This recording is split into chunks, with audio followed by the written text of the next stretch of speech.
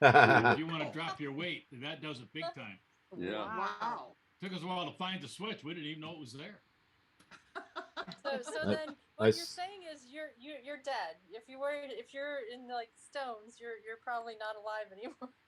There was a meme going around where, you know, a 0 Fahrenheit is pretty cold and 100 Fahrenheit is pretty hot. 0 centigrade is how did it work? No, zero Kelvin is dead, and 100 Kelvin is dead. 0 centigrade is pretty cold. 100 centigrade is dead. Okay. All right. So Once we calculate all that, we'll laugh later. Yeah. I think 50 centigrade is pretty deadly. Yeah, you get much above 40, and that's middle of Death Valley. Let's see. So how many people do we have in the meeting that when we can officially start? When is Adam and Chuck going to join us? Chuck's already here. Chuck's here. Oh, you are? Okay. Chuck is hosting it. Oh, yeah. Sorry, Chuck. I just You look like you fit right in with our group. Yeah, I did. I thought, okay. And of course, Chuck is here. He's a real joiner. Oh my God! You've never heard that before, have you? Wait, where's the mute button? Where's the mute button? Yeah. Adam just sent me a text. He said that they're just finishing up their meeting. He should be here any minute now. So. Alrighty. Okay. Well, we'll wait. Well, we could start with our stuff. All right. So you want to start with Q&A or news, or which one do you want to start with? But I guess I have to officially say, welcome to Apple Cider's September virtual meeting. We were hoping to be in person at the school. However, things changed. And so the good thing is we can just zip right to virtual now. We don't have to worry about, how do we make Zoom work? So at some point, we'll maybe eventually get to meet in person again. We'll see how it goes. Steve, is the YouTube stream going, or will there not be one? Yeah, YouTube and Facebook are going. All right, so I need to quit it and go back to the CIDER page and go to it again then, probably. Right. I made a mistake, and I was putting it onto the Soundbites page. That's the one thing OBS doesn't let me do very easily, is switch between output streams. So I have to switch each week. When I do CIDER, I have to send to that stream, and when I do Soundbites, I have to send to that stream. Output streams. So I have to switch each. And then there's like a 5-second delay between the echo that comes back. Hey, George, good to see you. Yeah. Thank you. Same to you. Thank you. Everybody. And there's that angst guy. There's Adam. And the penguin is hiding in the plants now.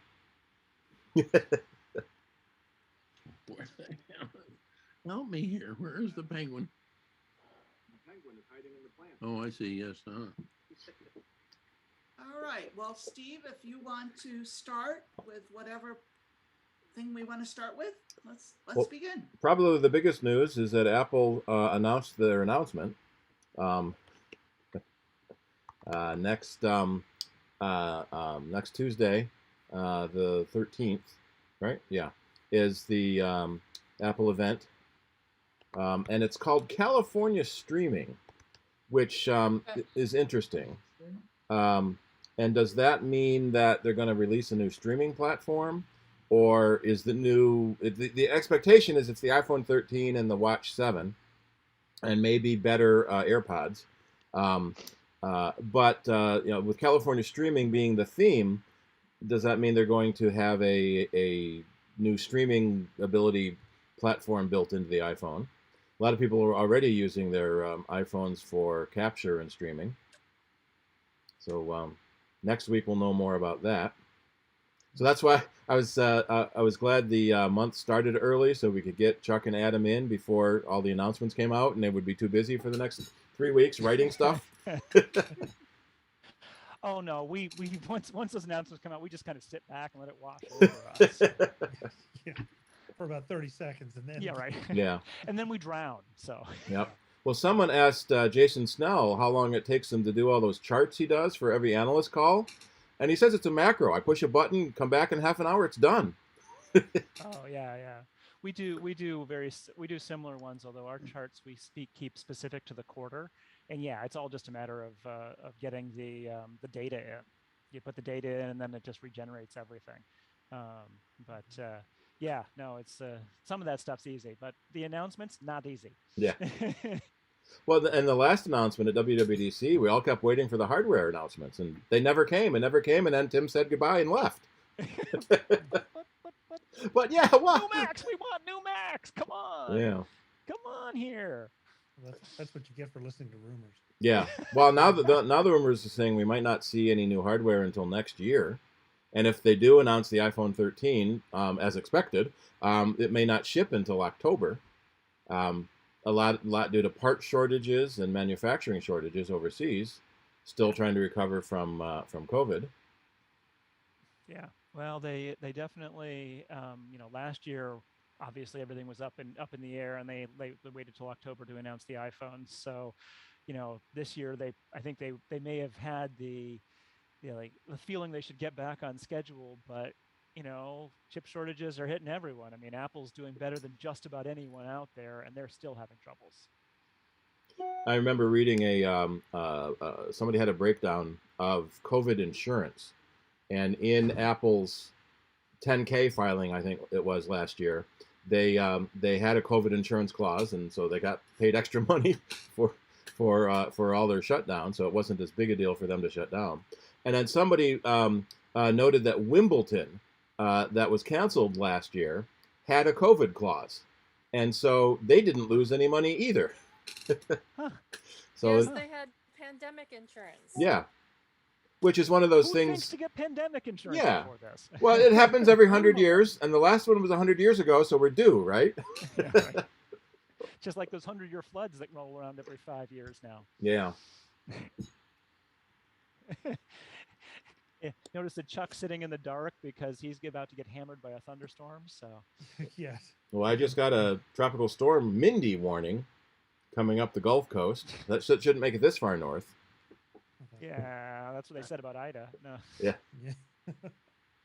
Yeah, no, it's been amazing. I've switched to using Carrot Weather on my iPhone, and it does great alerts. But holy cats, there have been a lot of them. There's constant flood advisories and severe thunderstorms and tornadoes. Like, gee. Adam, can you limit that to a smaller geographic area? Oh boy. It is just your area. That's the problem. So it's actually one of the things I love about Carrot is it will, I don't think I have a good example of it, but it will say, like the National Weather Service says there's a thunderstorm watch or a warning or whatever for these counties. And Carrot will report that because you're in one of those counties. But they will then modify that alert with their data to say, but you're outside it. So like this one, yeah, thunderstorms are rolling through, but they're going to go north of you. You don't have to worry. I mean, you may still get wet, but you're not in the harm's way. So I think that's been. I've actually quite liked that. They don't have warnings are broad, but they'll narrow it down. Carrot's the one that's snarky, isn't it? Yeah, it can be. I keep it at the lowest level of snark because it gets really quite obnoxious at the higher levels. And that's assuming that they know what's really going to happen. There's still that element of, well, we were going to get those 25 inches of rain, but it just missed us. The storm just turned. Yeah, I mean, it's always a guess, but they get pretty old. So one of the things that's also interesting about Carrot is that it lets you pick your weather source. So there's a lot of different sources of all the actual data, and I've always preferred dark sky, which Apple bought. And so that remains one of the sources. But if you prefer AccuWeather or Weather Underground or whatever, those are all possibilities as well. You get to pick, which is kind of fun. But I read once that everything comes from the National Weather Service to start with, and then each company disseminates it the way they want. Well, they also run their own models and modify Plus, for the local stuff, like Weather Underground in particular, like they have, if people can set up their own independent weather stations and connect them to Weather Underground, and then Weather Underground will use their local data in making predictions and saying what's happening where. So that's kind of the thing. And a WeatherBug put like stations on schools, for instance. I think they would do deals with the schools like, hey, we'll put this on, you can use it in your science classes. So yeah, that's how a lot of the hyperlocal stuff comes from, because the National Weather Service doesn't have that much hyperlocal. I've been trying. Example of that is when you see the various tracks when they're predicting where hurricanes are going to go. The European model and all the other models. Yeah. I'm sure they're all working off the same core data, but as you said, it's how they're interpreting it and end up with those different tracks. And it's the same way for all weather as versus who's analyzing it. And I swear, sometimes, those of us, I'm a runner and I run on a bike, so I'm outside a lot and I care fairly deeply about the weather. So I'm always looking at the maps and doing the animations to see where things are going. I sometimes think that like my gut feeling is better than what the forecast will do, because like I grew up here. Like I mean, yes, weather's changed, but I still have a feel of how it works around here. And I think sometimes their models don't quite pick up some of that, local knowledge. Adam, how do you spell the name of that thing? Is it like the orange vegetable, Garrett? It is exactly like the orange vegetable. All right. And it's a subscription one, like all of them are these days, because weather data is not free. All the companies have to buy weather data, and so there's basically no free apps other than Apple's, or free apps that have any useful data anyway. The other thing that's really interesting about Carrot, it's sort of the ultimate geek's weather app, because it's completely customizable. You can completely rebuild the interface to look exactly the way you want, which is kind of fun. I mean, it can be overwhelming if you get if you don't really know what you're getting into. But its defaults are fine. But if you're like, oh, it wastes a lot of space on this, you can often make it smaller or change the look or whatever. So it's kind of fun that way too.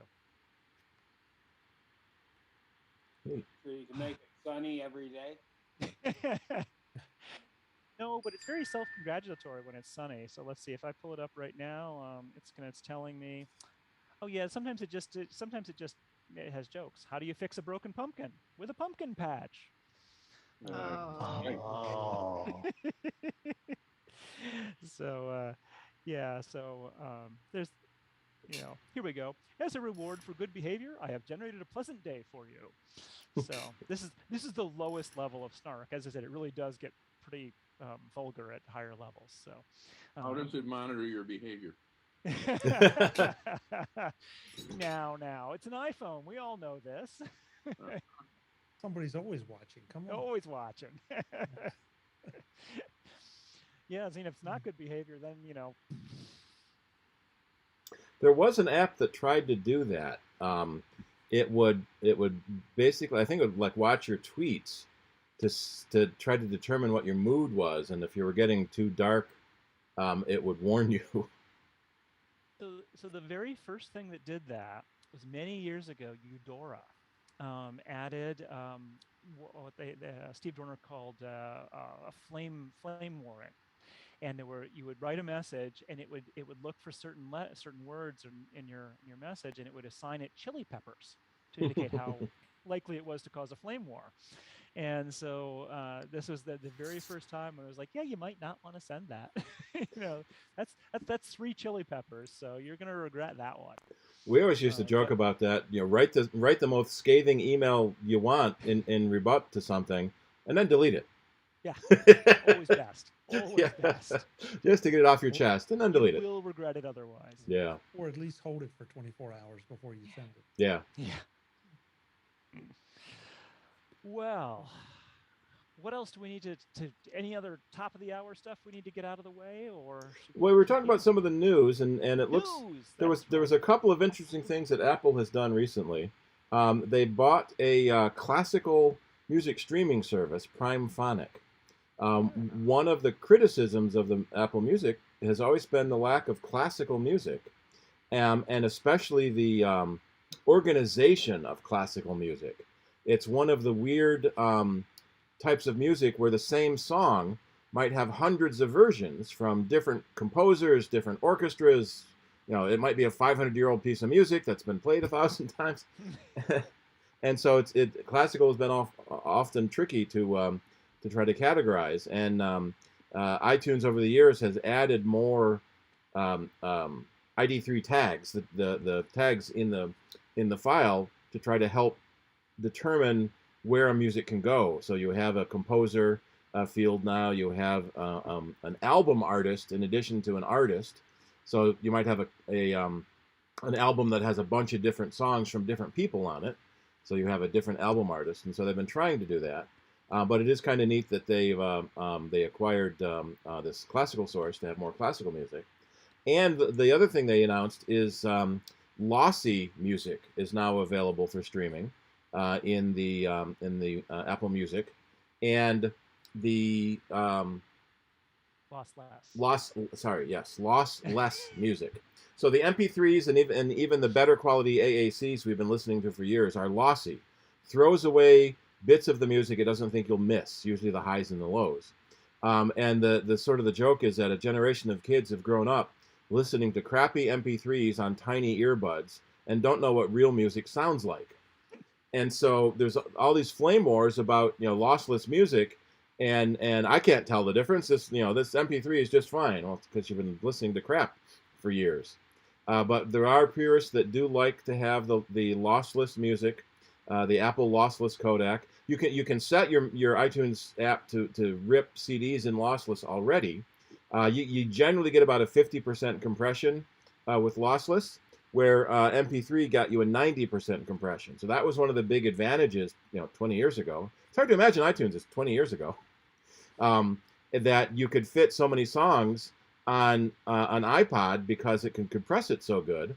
And then they switched to the better quality AAC, the advanced audio codec from Dolby Labs. And now with Apple lossless, you get even better quality. It's 44K 16 kilohertz CD quality audio. And then they have a higher tier you can subscribe to, which is 192K, I think it was, that if you want the higher quality music. The irony is that none of Apple's Bluetooth headphones, even the $550 AirPod Max, are capable of playing lossless music, because Bluetooth is not capable of the bandwidth of lossless music. It was designed for keyboards and mice, low bandwidth, low power, and then people started making music out of it, which is fine for MP3s, but now when you want to do lossless, you have to have a really good wired speaker or wired headphones, and frequently you need a separate DAC, a digital audio converter, especially for your phone to play the higher quality versions, because the DAC in your phone or your computer may not be enough to play the super high quality versions. So it's the irony is that you can have this lossless music and then don't listen to it on your Bluetooth headset. One of the interesting things that Apple said in regard to that Prime Phonic announcement was that sometime in the next 6 months, they're actually going to be releasing a new app for classical music specifically. So I think there's a little bit of an acknowledgement that the music app, just even with all the extra ID3 tags that you were talking about, just isn't designed for classical. And it may be too hard to redesign music for classical and other types of things. They're just going to do a new app, which will be kind of interesting to see how they do that for. Wonder if it will be the Prime Phonic app. Probably starting from there, yeah.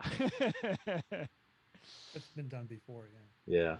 Yeah. iTunes, Neil, for instance, which was Sound Jam to start. Yep. Who was it? Was it Neil Young that did the Pono Player years ago? He tried to start a new music streaming service that was only lossless, but it required its own special player because the iPod couldn't do lossless at the time, and that pretty well tanked. And then Jay-Z was it Jay-Z who did? Yeah, I think Tidal had one, but they charge extra for it. And there were rumors that Spotify was going to release a lossless tier that would charge you extra. And then when Apple came out and said free, the joke is Spotify went, oh okay, it's free. Another monetization stream down the tube. Yeah.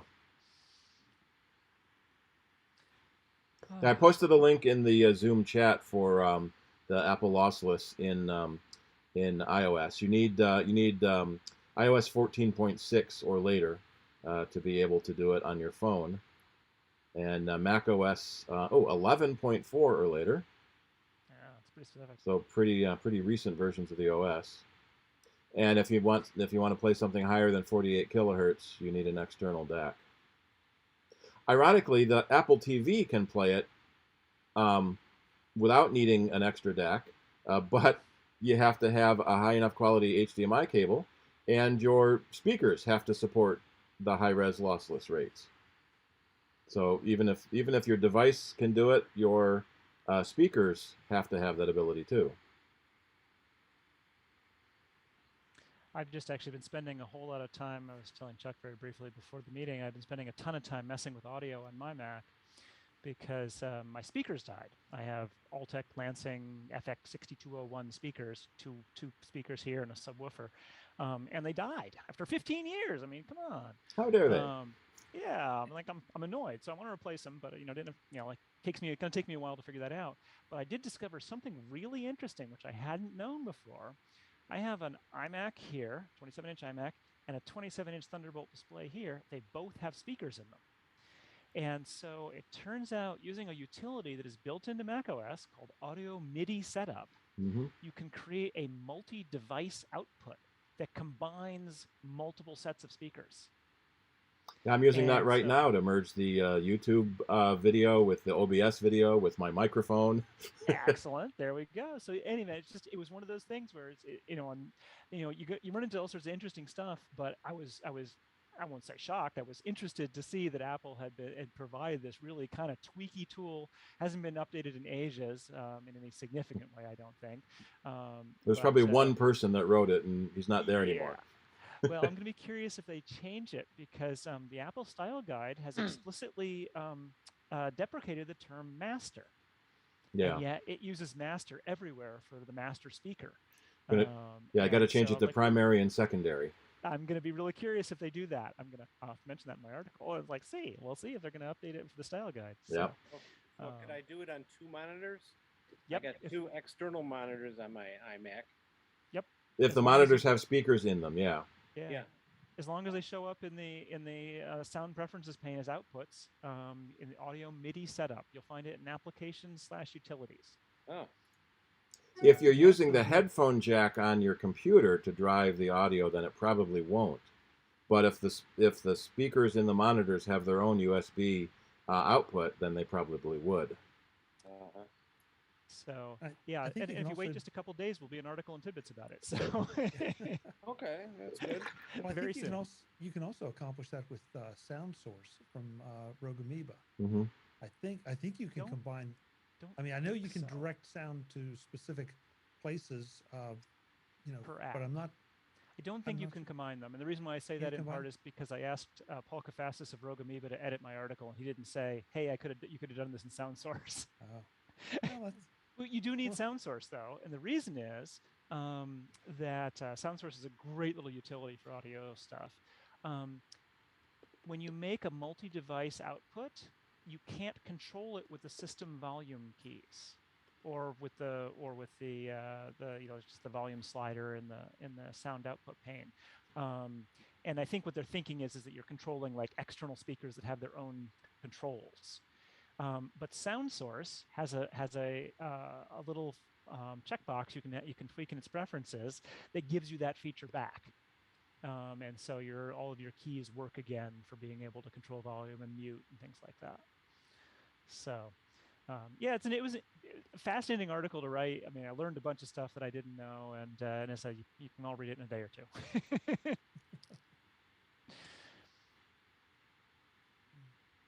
Yeah, I've used Audio Hijack for a while when I needed to grab audio from one program and feed it into another program. Yeah.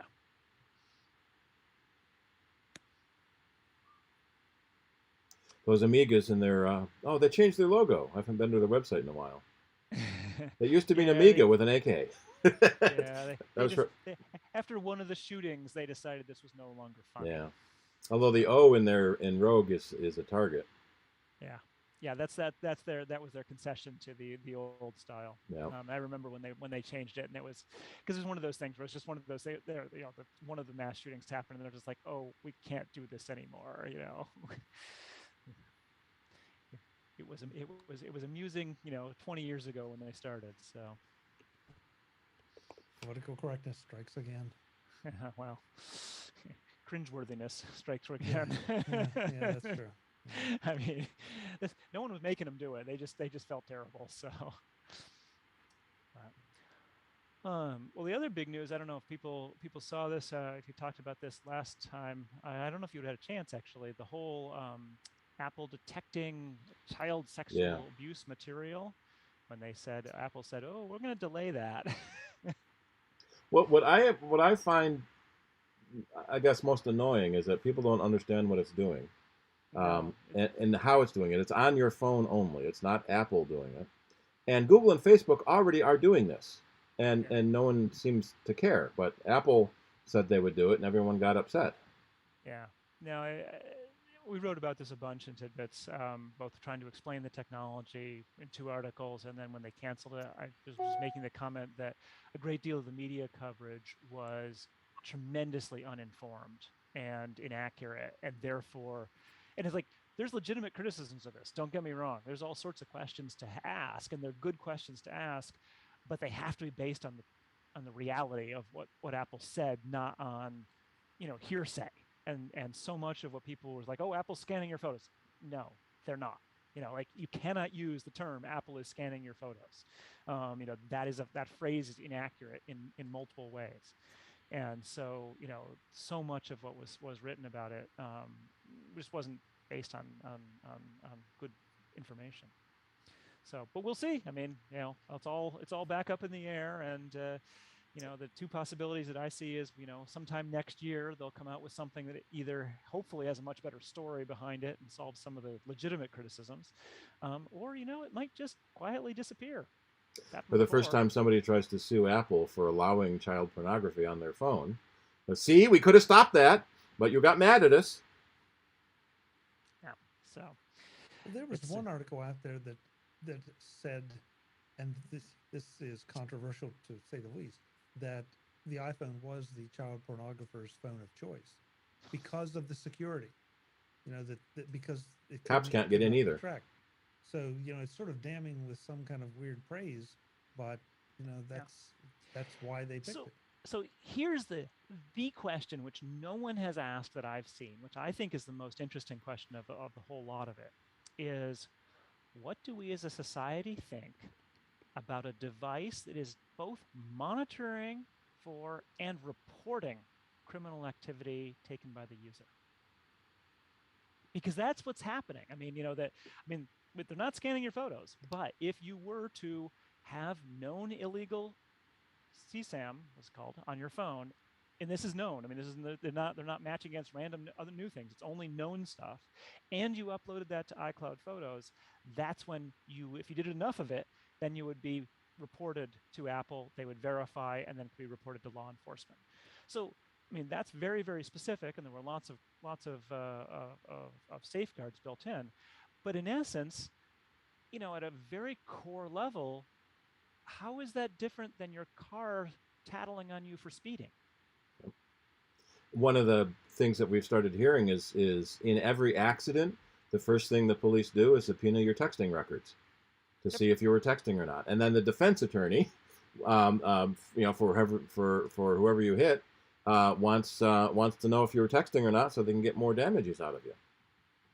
And there was the famous hot tub murder a few years ago. Did you hear about that?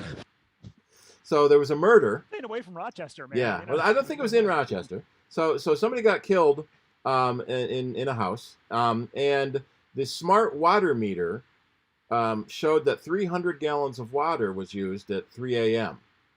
So they think they tried to flush the evidence down the hot tub drain and refill the hot tub. And so the police were trying to subpoena the Amazon Echo records. Sorry for anyone who had just triggered Alexa. Go to sleep. So that they could see if. So the joke is whoever was being murdered was saying, "Hey, I'm getting killed by Joe. Yeah. Well, and what's different about this one, and why I consider it so interesting, is that there actually are a couple of technologies built into actually mostly printers that they're not monitoring, but they can be used to identify a crime. So, for instance, color laser printers print a pattern of essentially invisible yellow dots that identify the printer uniquely. And this is designed to prevent counterfeiting, that these things are so good that they can print such high quality now that you could in fact print money. And so that's why this has been built in.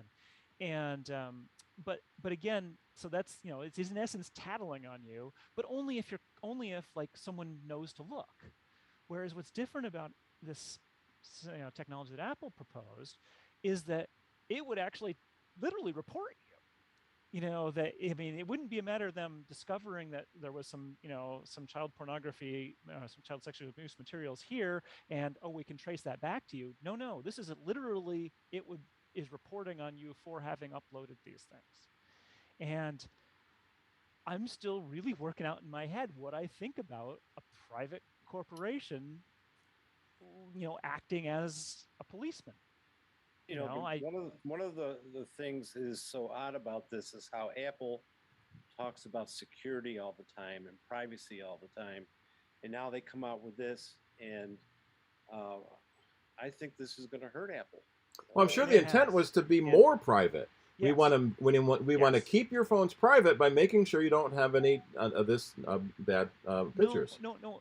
Well, so there's doing the matching for CSAM wasn't designed to increase privacy for users. That's literally designed to identify these illegal materials and prevent re-victimization.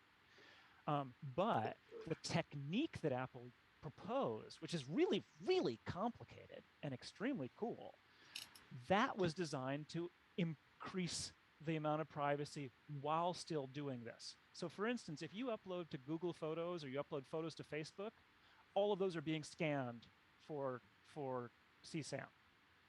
And they just are. To give you an idea of the amount of it, Facebook last year reported, and this is required by law, if you're one of these providers, they reported 20 million pieces of this stuff uploaded to Facebook in 2020. So, this is kind of a problem. This is not a little thing. And so Facebook, no, you got no privacy whatsoever. Google Photos, no privacy whatsoever. Google was much smaller. They were only like 500,000. So even Apple does do some of this scanning because they're required to, but it's only right now in outgoing email. And so Apple had 265 reports in 2020. So, an order or however many orders of magnitude different from Facebook. But it gives you an idea of kind of what's going on. And so Apple just said, like, we're gonna do this, but we're gonna do it in this really privacy protecting way. And then they introduced it in the most bungled fashion you can imagine. Apple did the worst possible PR job in this, which is why they've taken. You're absolutely correct, Ken. That this is that they've taken a major reputation hit for this. And one of the things that I don't understand necessarily, how they do this, whatever, but it just seems to me that other governments, like in China, they can say, well, you have this technology. I want you to report on activists in China. Yeah, that's the bigger concern, is that this could lead to other issues. And is it going to be a backdoor to different things where now the FBI is going to say, well, before you didn't have the technology to break into phones, but now you have the technology to do this. This is the problem with the way Apple introduced it, which is the technology really doesn't lend itself to that in any way, shape, or form. So, for instance, for China to use it, China would have to subvert both the National Center for Missing and Exploited Children and at least one other child safety organization in another country. Then they would have to subvert Apple, because all that this is doing is matching existing images. And it's So a checksum. It's not the actual Yep. image. They build Right, a checksum of it's the just image. a number that represents the image. So basically, it just says this number matches this other number.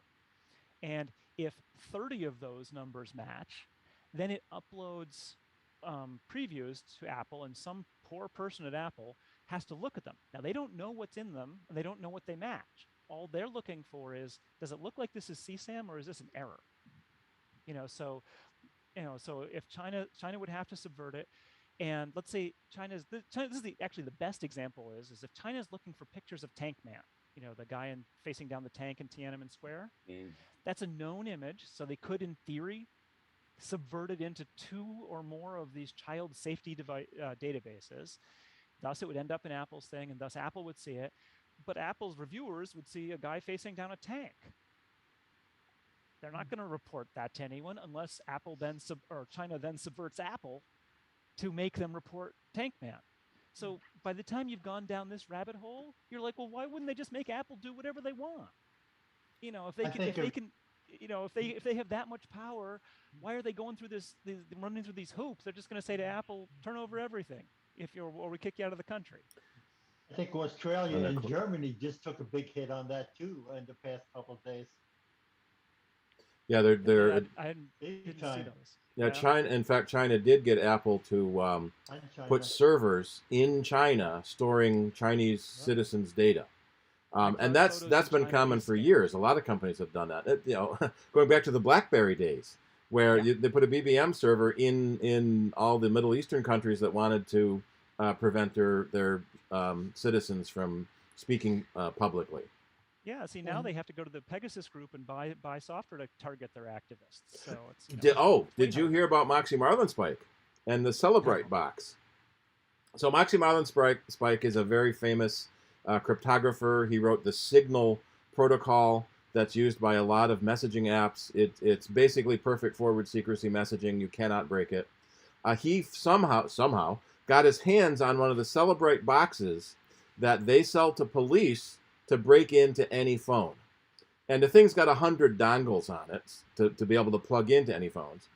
He found there are so many bugs in this box that it's very easy to create a maliciously crafted file on your phone, then plug it into the box. You can read everyone else's data that's in the box. You can plant basically a time bomb so that any future phones that are read by that box can go back to the first whoever put in the thing to begin with. So suddenly this box is completely insecure, and lawyers are already demanding reviews and reopening cases because the chain of evidence is completely broken now. Steve, what's that guy's name? Moxie Marlinspike. Which is if I remember right, he actually changed it to that. Yeah, that's his pseudonym. It's his legal name now. Yeah. It wasn't originally. Can you put the spelling in the chat, please? Yeah. Thanks. Is it just me, or is privacy? I mean, are we all just fooling ourselves with the privacy thing? Adam, I thought your question was really interesting from the iPhone reporting to law enforcement. Because insurance companies are out there offering you discounts to plug those little devices in your ODM port that will send information of all kinds about where you've been, how fast you're driving, what hours of the day you're traveling back and forth. And at least with those, you theoretically know what you're doing. Theoretically. I mean, that's kind of the point of them, as opposed to the point of the iPhone is not to look for CSAM. So if they give you a discount if you did not have that material. Yeah, but seriously, it's. I mean, I think it's an interesting question because it gets into what are the roles of different parts of society. And does the free market simply take care of it? Okay, well, I guess I'm not getting an iPhone because, it's going to be doing this it's going to be scanning and reporting. Or do people much more likely just say, yeah, I don't have any CSAM. I'm not a I'm not an illegal jerk. I'm not a criminal, so I'm not going to worry about it. And from Apple's perspective, if they just get rid of all the criminals from their platform, that's probably a plus. I don't know. Adam, when you talk about Facebook having 20 million of these reports, and have they talked about when they reported to the authorities and it turns out that it's wrong? So those are just reports, and that means that a Facebook content moderator has determined that it is concerning in some way. They're not attempting to determine legality or anything like that. There's something, it's called NCMEC, National Center for Missing and Exploited Children, and they're like a government-approved organization to handle this stuff, because all of this material is illegal. It is illegal to possess it, is illegal to transmit it, just illegal 100%. And so what they have is something called the cyber tip line. And that allows anyone, individuals even, if you were emailed something, you could submit it to the cyber tip line. But what they call electronic service providers, so Apple, Facebook, Google, Microsoft, anyone who runs a service where stuff is uploaded, they're legally required, if they're aware of it, to report it. And what NCMEC does is then evaluate it at that point and determine if something else needs to happen. I don't know what the process once something ends up in NCMEC is. I know what Apple said was going to happen, because what Apple's technology was doing was only identifying known stuff, whereas what Facebook and Google and everyone else are doing here is identifying potential stuff. Right. But my question basically is, if it's reported, something is reported to the authorities, right? Now you have somebody who's being investigated, but has any statistics been brought out that it was actually a bogus there was one in that Facebook report. I'm trying to find it again. Of the 20 million reports, it said how many people were arrested from it. So it must have been valid reports. Right. Yeah, and the link that from Google that you just posted is really interesting, because I actually said it was like the number of reports from Google is relatively low, it was lower, but the number of pieces of content was high, because the number of they're reporting multiple pieces at once. I mean, one of the things that this is something I touched on when we first started writing about it, is that I want to say, like, us normal people, we don't think about this on a regular basis. Like, I don't, as far as I know any children who have been sexually abused, and certainly had materials, video or photo materials taken of them. This has never intersected my life in any way, shape, or form. And so, yet, when you talk to people who deal with this world, it's just horrible. I mean, it's one of those things where, one of the guys on Tidbit's talk, he was actually in upstate New York here, Buffalo and Syracuse. He was a minister, and he worked with a lot of at-risk teens. And he said, yeah, the things that he saw on a daily basis were just horrible. And, we're lucky that we don't have to see that sort of stuff. But I think that's why these organizations exist. That's why these technologies are being brought up, because it is a problem and it is affecting large numbers of people, just not the ones we're running into on our, hopefully everyone ends up in in this sort of world where this doesn't happen, but I think a lot of us, we just don't see it. So I guess what I'm trying to say.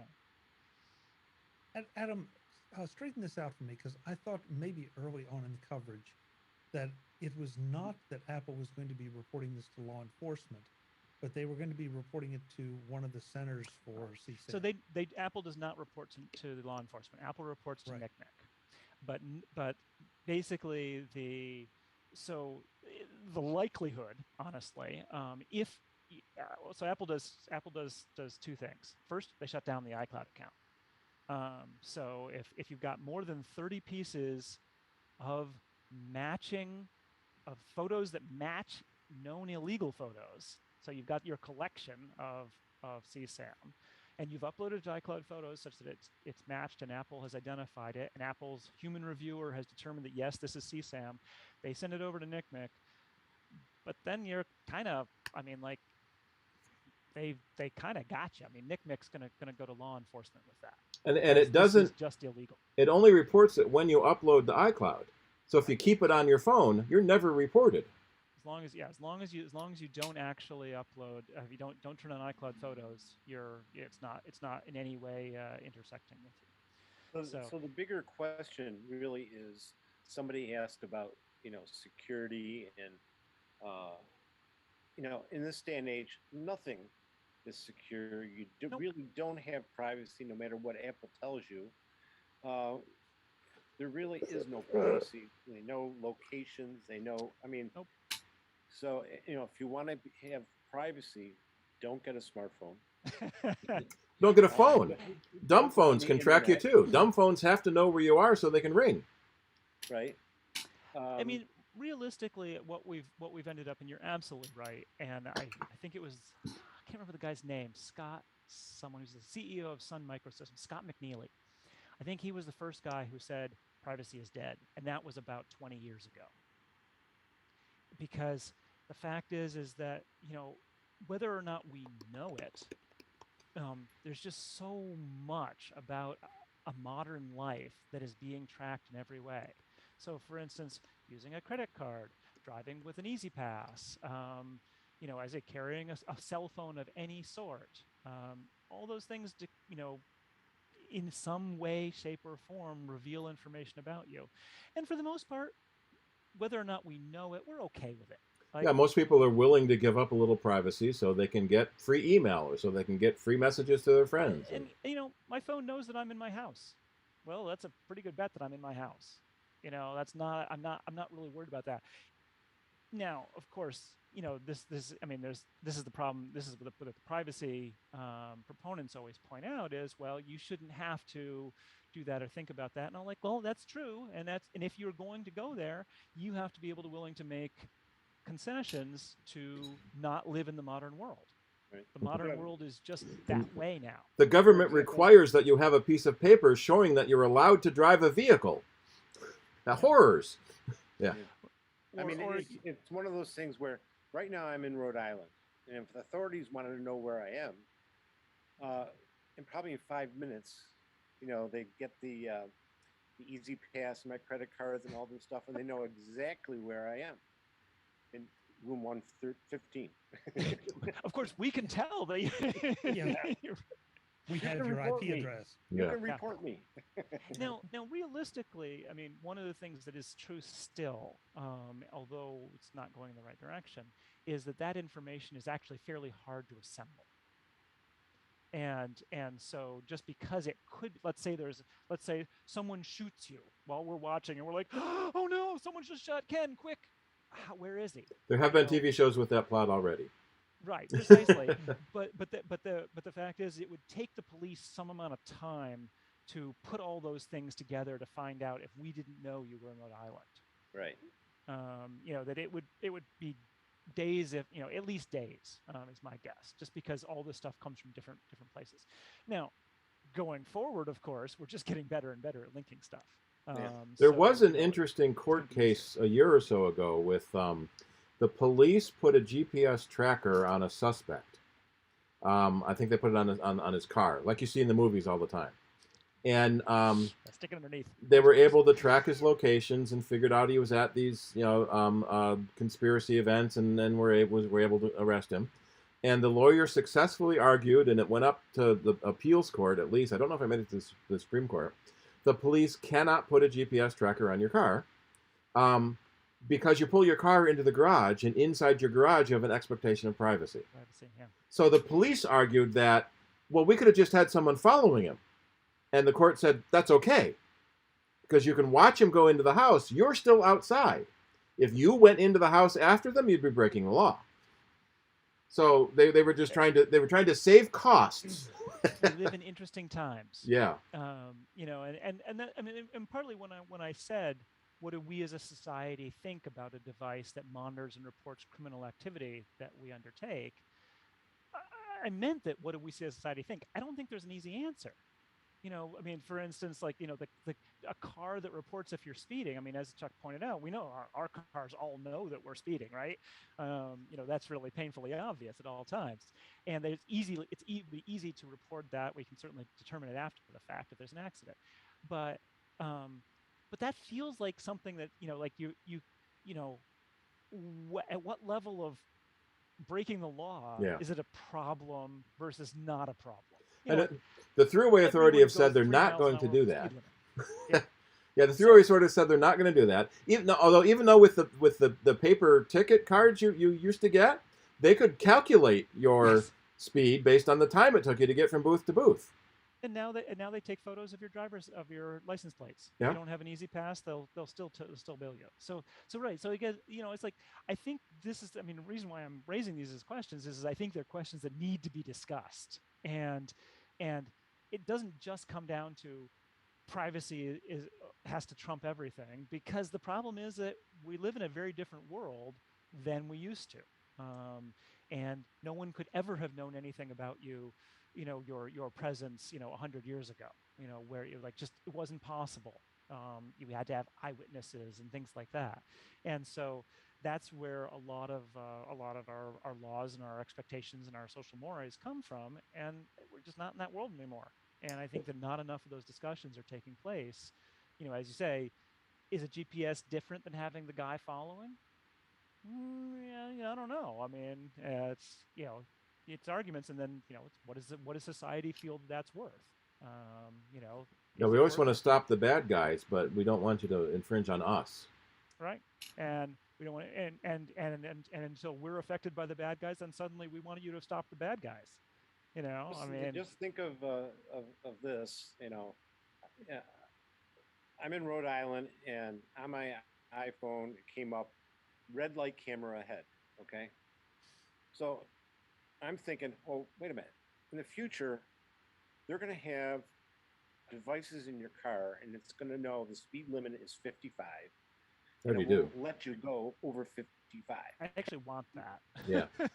There's lots of times when I'd be happy to drive the speed limit. I just don't want to think about it.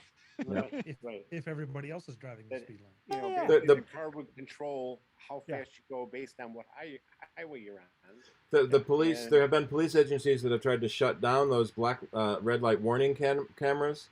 Waze, driving GPS app, will warn you about speed traps, and they've tried to shut those down because some of that's just revenue. If you're doing 100 miles an hour on a 55, you're obviously reckless, and they'll find you. But if you're doing 60 and a 50, then But see, that's actually the thing, is they won't. So reasons I won't get into. I've had to make several trips to Stamford, Connecticut, 4-hour drive, going down towards New York City. And the first time we took the slightly more New York City route, there were 3 or 4 times there were people driving 100, weaving in and out of traffic. Where I'm going 80, thinking, or 75 or 80, thinking I'm like going a little faster than I'd like, and this guy blows by me like I'm standing still. Then the ambulance, 3 lanes, all go in one direction. The ambulance goes through. Everyone kind of pulls over a little bit so the ambulance can get through. The ambulance speeds through. 6 people in his draft. I was like, seriously? Throw the book at them. I mean, like, see, that's the sort of thing where, like, okay, like, that's not speeding. That's reckless endangerment, and you should suffer for that in some way, because you could kill someone. It's like, that's what I'm saying. There's just differences. That's not going 75 in a 65 zone. That's one slight mistake and you've killed someone. There's a special level in New York called depraved indifference. That really? They can charge you for that. So like 125 miles an hour, that's beyond reckless endangerment. That's depraved indifference. I like that. Okay. We'll get you a t-shirt, Adam. Chuck, have we gotten off topic yet or not? Well, we weren't sure what the topic was, so we just made that one the topic. I want to do a little audience participation here, because there's one thing that you haven't touched on at all, and I'm kind of surprised. How many people have either a doorbell camera or any of the security cameras inside or anywhere on your property outside? Oh yeah. Yeah, Yeah. we all do. Yeah. Okay. Oh, really? So- Yeah. See, I don't at all. Okay, No. so if one of you tries to leave your house, leaves your phone inside, leaves everything, all the electronic, we're still watching. We're still watching through all those cameras, and the interesting part is, I mean, because I'm guilty, but I have them pointed not necessarily. I have one in my home, but I have most of mine pointing out my windows, Hmm. so I can see what's going on outside. Make sure that And my package gets neighbors- delivered. Yeah, exactly. And my neighbors obviously have no say in whether I'm pointing a camera, at them in their window if they're close enough, or just see who's coming and going in their driveway.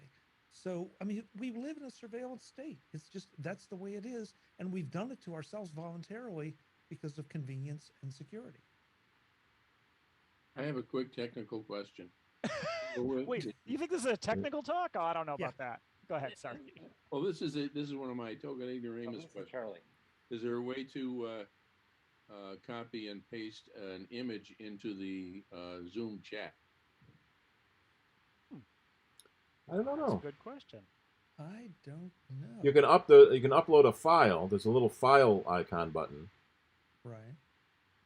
So maybe Upload it to the chat. yeah. Yeah. Oh, but that's linking. to That's stuff. only linking to Dropbox. shared services. Yeah. So I tried to drop an image into the chat. If I send to everyone, it's letting me. I'm getting a green plus, so it's like I could drop, but it's not doing anything. It's As like long the as it's feature not is C- halfway there. As long as it's not CSAM, Adams, try to send it and see what Is there happens. something in the is there something in the that's- new see, app? that's- Is there that's something in the new actually- app feature? They have the new apps feature. Is there something in there that would allow something like that? I don't know. In Zoom, there's a new thing, and it's apps. Yeah. Yeah, So I what- just selected that. It's Where's the it's menu for that? third-party companies to create new apps to let Zoom do more things. Where's the menu for that? At the bottom of the screen with all the you're on an iPad.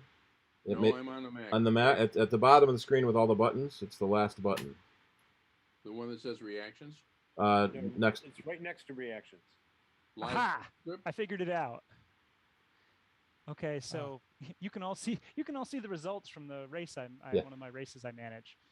Basically, it was a Dropbox a file, and so I was able to link a Dropbox file in. So in theory, you could put an image in Dropbox, Charlie, and link to it that way. Or OneDrive or Google Drive or Box. OneDrive, Yeah. That's And it's a weird. all of what it them says but to me- Apple. Well, what it says to me is that they're trying to make a general feature. They're not trying to be platform specific. Yeah. Because this would require them to be Zoom is an okay Mac app, but it's not great. So that's And my guess. Charlie, I think you probably need to update your Zoom app to get that app's feature. Actually, yeah, you very well may be right. Although I sort of obsessive compulsively check for updates after every time I go on Zoom, but so they must have done it since then. I'm looking at that race thing there, so that part worked. But Yeah. in other words, the image I have would be in my Finder, and that's the one place you can't get it from, huh? Doesn't seem like it. Yeah. All right. I don't know, Adam. I just tried. See what happens, because I just drug a ping over, and I got a green. Yeah, I got a green thing, but nothing happens when I drop it. Yeah, but you're right. Wonder if I do that. Nope. So that's everyone a should good look at the race results and see if you recognize anyone. There's definitely people from Rochester in this race.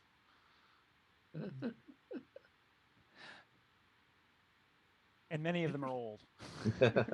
It's a master smile. Oh, that's interesting. It opened the PDF from your Dropbox. Yeah, it's not even you're not even getting the file. It literally linked to the That's link the to link, the file in yeah. Dropbox. So, oh yeah, like does anyone here know Edna Heyer? She lives in Fairport. No. Oh, Williamsville, Sandy Balling. Yeah. Oh, yeah. We don't need to talk about this. So anyway, good question, Charlie. And I think the answer is you found something that Zoom could improve. Yeah. Thanks for giving it a try, guys. But going back to the camera issue, one of the security issues with cameras, especially the cheap Internet of things, is that there's almost no security, especially on the cheaper ones. And there are flaws being found in so many of these cameras that never get fixed and allow people to get in. There was a great case I talked about on Security Now last year, where someone bought a camera. I think it might even have been a D-Link camera, pretty reputable brand. Returned it, and then a few weeks later started getting notice that there were new pictures in his camera, because the camera ID didn't change, and so whoever bought that used camera was now taking pictures, and they were going to the first guy's account because it still existed. So there was no security between them. So one of the things you can do to help a little bit is put your security cameras, your thermostats. I got an air conditioner that has Wi-Fi in it, so I can turn it off if I forget after I go to bed. Put those on your guest network so that they can't be used as a foothold in your private network. So if somebody breaks into your smart light bulb, you don't want them to be able to get to the rest of your computers. Yeah. Or use HomeKit. So these cheap things are not usually HomeKit compatible. They have their own apps, and that's where the security is really terrible. One of the big reasons, if you're going to be doing home automation stuff, to use HomeKit, aside from the fact that's sort of built into Apple operating systems, is that Apple does do a better job of security than pretty much everyone else. Even if they are not perfect, they are trying. And so some of these really, like HomeKit, they came out with HomeKit Secure Video, which makes sure that your video is properly protected and encrypted and things like that when you're using a HomeKit Secure Video compatible camera. Yeah, and there were supposedly the recordings were going to go into an Apple HomeKit file bucket. Have they started that already? I'd have to go back and look at. Glenn Fleischman did a big article on that 6 months ago for us, so I don't remember the exact detail, but I think it was all live. So yeah, I mean that was one of the big features from iOS 14, as I remember, when they updated all that. So yeah, I mean all this stuff is it's very, I don't know, it's both distressing and interesting from a standpoint of, because the other like huge question this gets into is, what does it mean to trust people? Because whenever there's these things come out, like, oh, I don't trust Apple, I don't trust Google, whatever. Well, I mean, or the other one is like, I don't trust the government. Well, you kind of trust them to like run the post office and keep your food safe and all those other things. And so there seems to be very interesting little slicing and dicing of what trust means and what we think about it. But I think people use the term so generically that it can overwhelm the nuance of I'm not in favor of this particular activity of the government, as opposed to building roads and plowing the roads and treating the water and ensuring that all those sorts of other things that we just assume in our daily lives are going to be true because of the government, or we trust Apple that they're going to, when we buy an iPhone, that it's going to have guts in it. It's going to basically work like an iPhone. They could just sell us a piece of a cardboard box with nothing in it, and that would be a breach of trust. But they don't do that. So so we trust Apple to do a lot of things, and it's tricky to understand like when and how that gets modified by the nuance of a particular change or awareness of something happening. I mean, often these things are happening already, we just aren't aware of them. And backing up half a step, I just found a Zoom tech note on how to send a screenshot or a file, and it doesn't seem to work. How old was the tech note? I put it in the chat. Yeah. It says there's supposed to be a button. Yeah. Okay. Chat. Maybe the host has to turn on advanced chat options? I don't know, Stephen. It was like trying to make you co-host. I know. I It's supposed to be there. I went to the page and said, do this. I do it, and the option is not there. So, yeah. Sometimes I find instructions like that assume you have Windows, but this one specifically says Mac. Yeah. Interesting. Yeah. So they took it out in a later version and haven't updated their tech notes. Yeah. So what's your point? Yeah.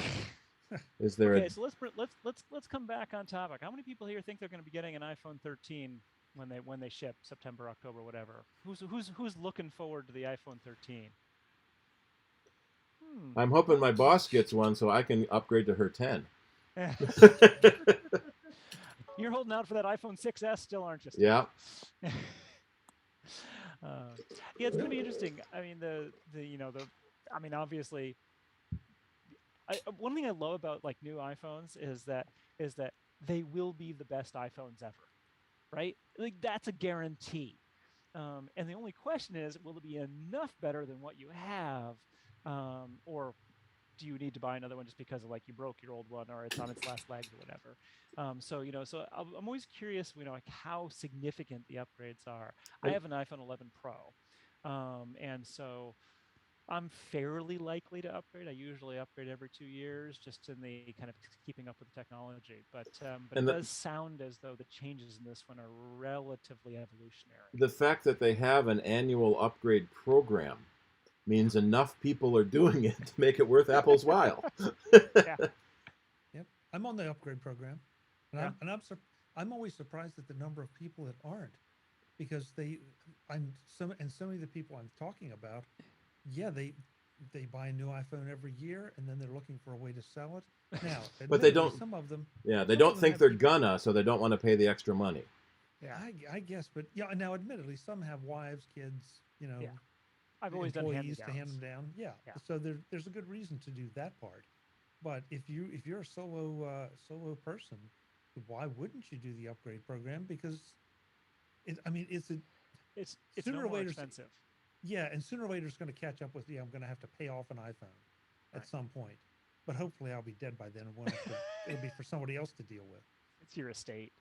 Yeah, exactly. Yeah, just have to reserve this much money to pay off the iPhone.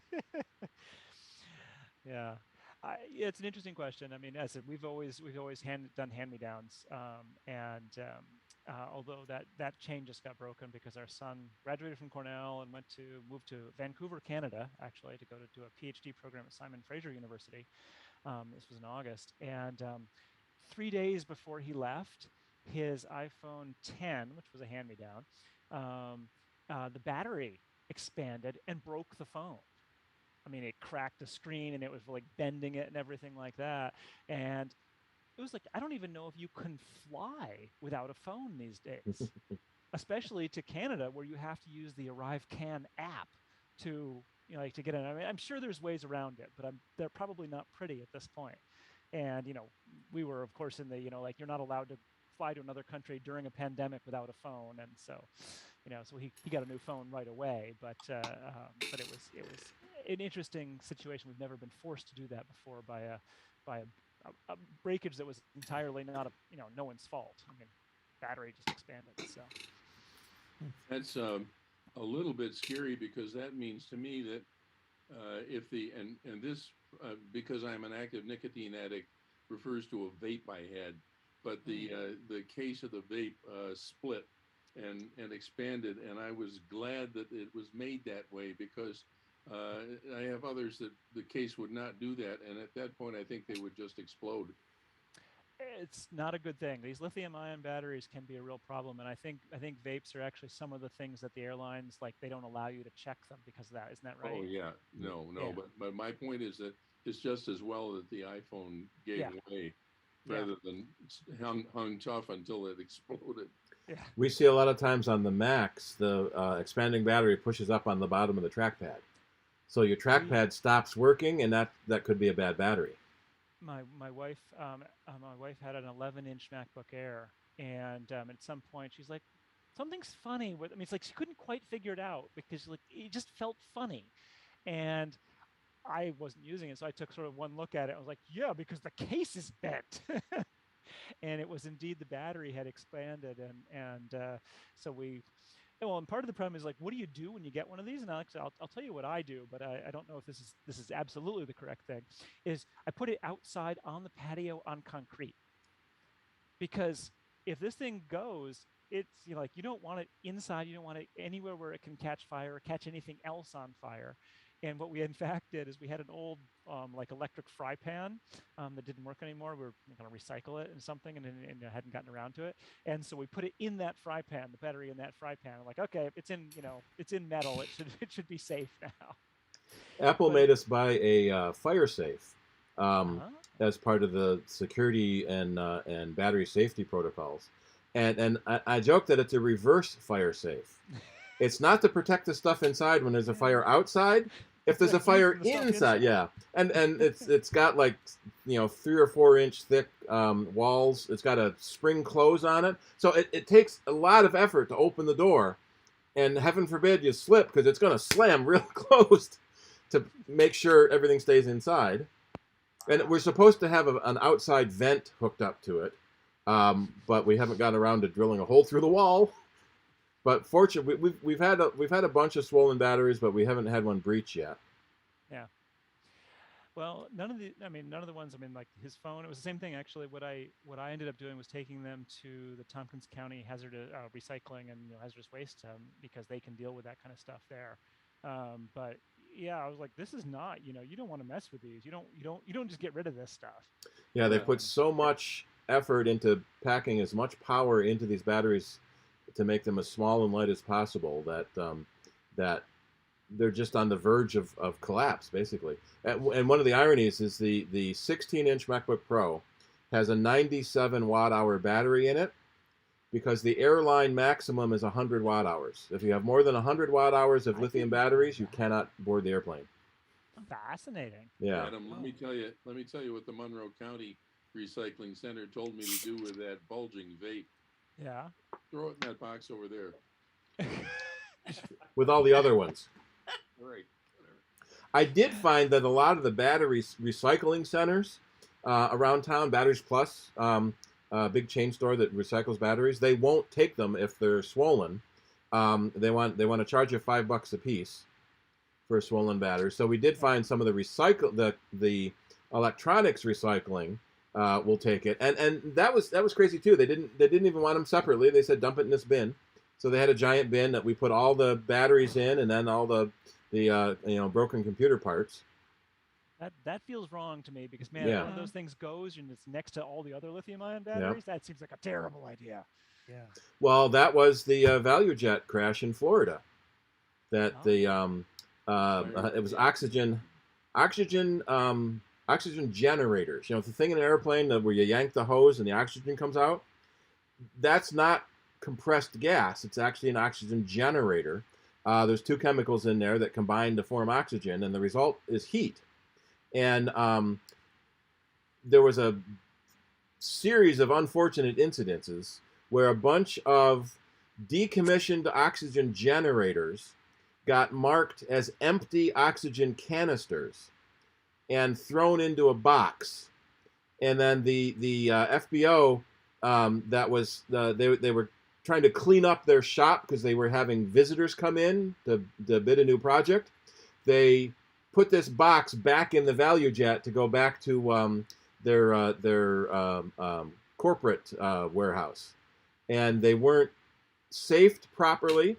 Because you really has anyone had to yank on one of those things to get the oxygen flowing? You have to yank them pretty hard to break the pin, and worse than like a fire extinguisher where you got to squeeze it so hard to break the pin. And there's a procedure the airlines are supposed to use to safe those pins, but because they got labeled as empty oxygen canisters, nobody did it, and so the thing's bouncing around inside the cardboard box. There were a bunch of old airplane tires they threw in there too. And because of the change in pressure in the cargo hold, the airplane tires popped. That jostled the oxygen canisters more. That caused one to breach, which then triggered all the rest of them and brought the plane down in the Everglades. That was the one that it came down like nose first at 500 miles an hour in the Everglades, and they could barely find any of it left. They did some testing on it, and everyone was shocked that like a 5,000 degree fire started in their testing facility on how bad it was. And the lithium batteries are about the same. There were a lot of YouTube videos in the early days of people drilling holes through batteries and go, wow, look at all that smoke coming out. No, don't drill a hole in your battery. That would seem to be Speaking obvious. of batteries, my 2013 late 2013 MacBook Pro, I couldn't do a time machine on it, and it turns out that the battery had expanded. When you took the back off, it looked like it was balloons on all of them. Yeah. Wow. Yeah. And unfortunately, with that model, it's glued to the underside of the top case, so it's a rather expensive repair. I have seen there's companies that make kits where you can with solvent that you pour into your computer to dissolve the glue so you can replace the battery. That seems like another bad yeah, idea. without dissolving your logic board while you're in there. I will say that when with the 11-inch Air that we had, it was actually very easy to disassemble, take the battery out, and put a new one in. 2013 is when they started with the batteries that were glued to the top case. Yeah. Now in 2020 they changed the glue, so it's glue strips. It's a lot like it is on the phones. There's strips of glue at the VHB, very high adhesive bond, and you can pull those strips out and replace the battery now. As a service provider, they're not considered user replaceable still. So it's a little bit more like the iMac screen strips, where it goes around the outside of the screen. Yeah, I did actually. You can see here, I have it sitting on my floor, a 27-inch iMac, and this iMac desperately needed to have its SSD pulled because the SSD failed, and it failed in such a way that the computer was actually unstable. Like the thing wouldn't mount; it was completely dead from the use standpoint. Just having it in there was problematic. And so I actually had to pull it apart, cut the tape, pull it apart, take the SSD out, put in a new one, and then it worked fine. And it was just fascinating that that having that bad card in there would really cause all that. If you sort of think, oh, it's dead, but no, it's not just inert. Putting spurious data back into the SATA bus probably. Oh, it was crazy. The weirdness this computer had. Wi-Fi took 3 minutes to turn on. Literally, you'd boot the computer, and it would be sitting there, and you're like, no Wi-Fi menu, and then 3 minutes later, Wi-Fi would pop on. You're like, wow, that's a different bus. Ken, Ken in the meeting has kind of a side business in replacing hard drives with SSDs and iMacs, and he's done a bunch of them for friends and family, and did a meeting here once to show it's relatively easy if you're not too timid. I actually, to be honest, I actually did two. I had my managing editor's 2014 iMac had also gotten flaky. His problem was a Fusion drive. That's worse. Where the SSD had failed, and same kind of thing, just like random flakiness. And so, I'd actually taken it somewhere initially, and they were just like, "Oh, we're just going to unplug the hard drive and plug in your replacement SSD." I was like, "Yeah," but then it's the same thing. The dead blade SSD caused problems. And that's on the back side of the logic board to make it harder to get out. Precisely, and that's why they didn't want to fix that. And they're like, "Oh, this will fix it," and I believed them. And I'm like, "Yeah, didn't." As in which drive failed? 30 of the during the pandemic. Wow, I've probably you must be great at it right now. Except there's one iMac that always gives me a problem. It's like a 2009 iMac. Huh. Yes, the fan control. The video connector. Oh, that too. 21-inch iMac is so flimsy and so that you try to put it back in and then it rips it all up, and then it's a mess. And you try to get a new one, you do the same thing. So I keep away from the 2009s. And you hope you don't rip the connector off the logic board, because then you got to replace that. I had that happen once with a screen. We had it sitting on the iMac while we were finishing testing, and somebody bumped it, and the screen just fell off because we hadn't sealed it up yet. And ripped the cables off. Oh, yeah, I did that once, and it's not pleasant. Yeah, just once. Good thing it was one of my old computers, so. Was it somebody else's? In this case, with both of these 2014 27s, neither of them were necessary. They had been replaced, and so like it was, it was only upside if I managed to repair them, and it took me a couple hours. Then it was quite a bit faster in the second one, going through a step by step, but it was definitely doable. I mean, hardest thing, the iPhone, I forget which iPhone model, maybe it was the iPhone 5, which I replaced the battery in it, and I'm like, yeah, never again. That was just too hard. But the iMacs, they were tricky, but you could do it. Some of the stuff you obviously just need to be, be a professional, have the tools, have the training, all that. Not with something some of these iMacs, when you take them apart, when you use the suction cups and you take the glass off, and then the hardest part about the whole operation is then trying to get the glass clean back on on both sides. Yeah, on both sides, getting it clean without any squeaks or anything. That's the hardest part, believe it or not. Well, and it's actually getting worse. The 24-inch iMac, I haven't had to take one apart yet, but I've read the manual. It's now glued on all four sides, and there's two special service wedges you have to get, because you got to lift up one edge of it so you can cut the glue down that side and disconnect a bunch of cables. Then you got to lift up the other edge of it and cut the glue on it and undo those cables, and then do the reverse when you put it back together again. It didn't have to be that thin. I wouldn't mind seeing screw holes. Or in the old way, when the glass was magnetized on and you pull the glass off and there's all the screw holes. That was nice. Yeah. Well, I mean, it's definitely would have been getting into the whole right to repair issue. Yeah, that's exactly what I was going to say. Precisely. Right. Yeah. I remember. It's one of those things.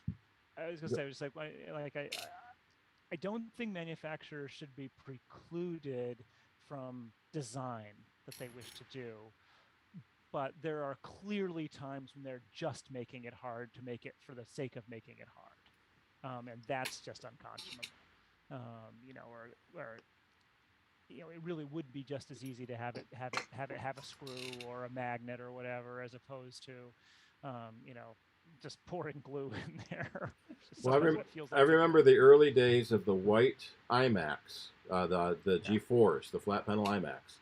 They were user serviceable. That you call up Apple, you diagnose your problem, they ship you a part, and you replace it.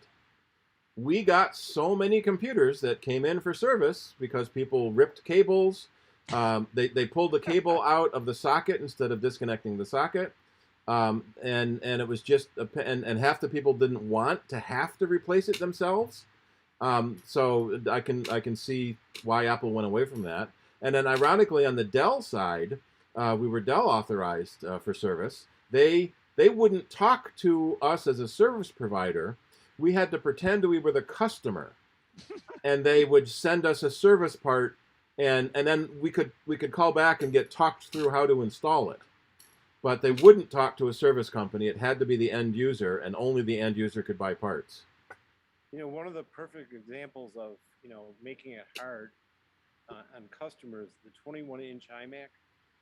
Now, the 27-inch iMacs, you have a little slot in the back, or used to have it underneath, where you can just unscrew it, or, take it and put the memory in. They all used to have that. On the later 21-inch iMacs, you had to take almost the whole computer apart just to put in more memory. And the RAM is on the back side of the logic board, not even the front.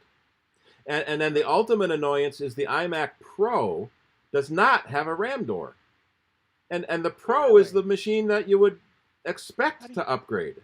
How do you put RAM in an iMac Mac Pro? You tear it iMac Pro. iMac Pro, yeah. iMac Pro, yeah, you tear it all apart, pull the logic board out. out. Pro was a terrible design. I was like, come on, guys, you're just trying to bide time here. I never upgraded that machine. Because the trash can Mac Pro didn't work, and we need something better. We need something better. Look, we can make it matte black and give it a big Xeon. So now that's the rumor now about the 27-inch iMac is going to get replaced with a 32-inch space gray, because that's not available in the 24-inch colors, to replace both the 27-inch iMac and the iMac Pro. Well, I will admit, after getting an M1 MacBook Air and seeing how it performs, I replaced this 2014 with a 2020 iMac last August, and I would have to think really hard if they came out with a 27-inch or larger iMac with an M1 or M whatever, because the performance on that MacBook Air is it's almost shocking. Yeah. And so, not that I feel like the 2020 iMac is slowing me down or anything, but just it's so shocking on the other machine. It will drive the 6K monitor. That's true. And if they want to give me one of those for less than $6,000, I might consider it. No, that's, I say I have this 27-inch iMac with a 27-inch Thunderbolt display, and it's a really nice set. I would be very sad to have to upgrade to something that was not as convenient in terms of like the monitor matching the Mac in terms of size and just physical ergonomics and everything. So we'll see. There's been rumors about Apple coming out with a lower priced monitor because you almost couldn't come out with a higher priced one than the Pro Display XDR, and that would be nice to see. As a companion for either the iMac or the Mac Mini in particular, or as something for just a normal Mac Pro user who doesn't need a Pro Display XDR. Yeah. One of the things we did hear a lot when the Pro Display came out, especially in the video world, is that really competes with a $30,000 or $40,000 reference monitor, and at $6,000, even $1,000 more for the stand. That's a steal for what it compares against. Right.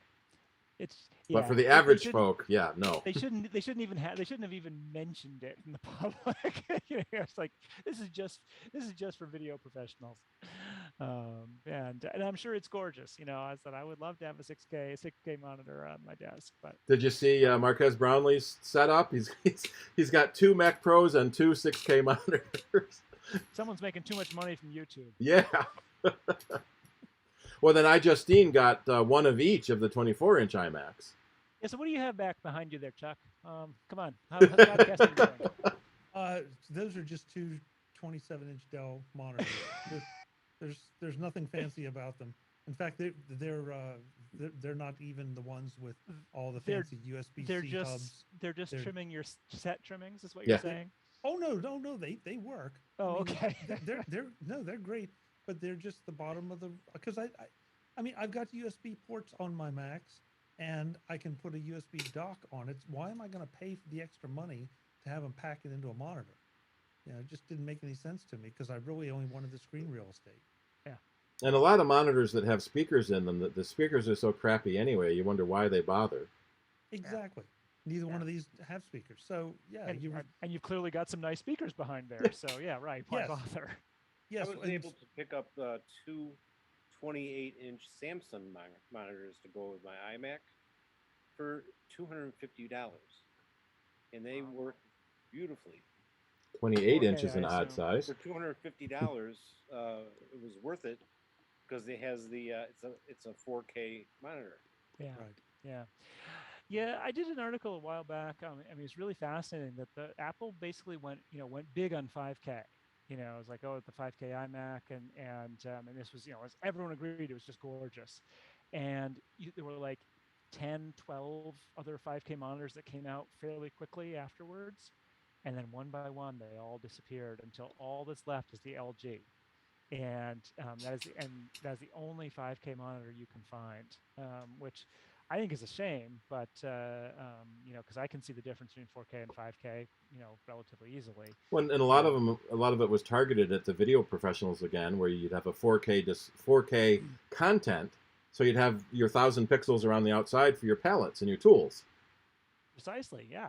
That was actually helpful. So any event, we'll see. One never knows with with the rumor mill, and I say with supply chain issues being what they are, I could see Apple delaying things just because they can't get sufficient quantities of whatever it is. But if anyone's going to do it, it's going to be Apple.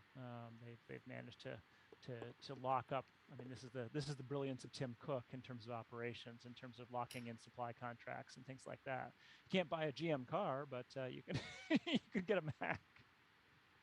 And isn't it interesting how Apple's producing their chips their own chips. Now Google has decided, hey, this is a really good idea. We think we'll do it too. Oh yeah. Well, and part of the thing is that Apple has like 99% of TSMC's production booked for the next 10 years.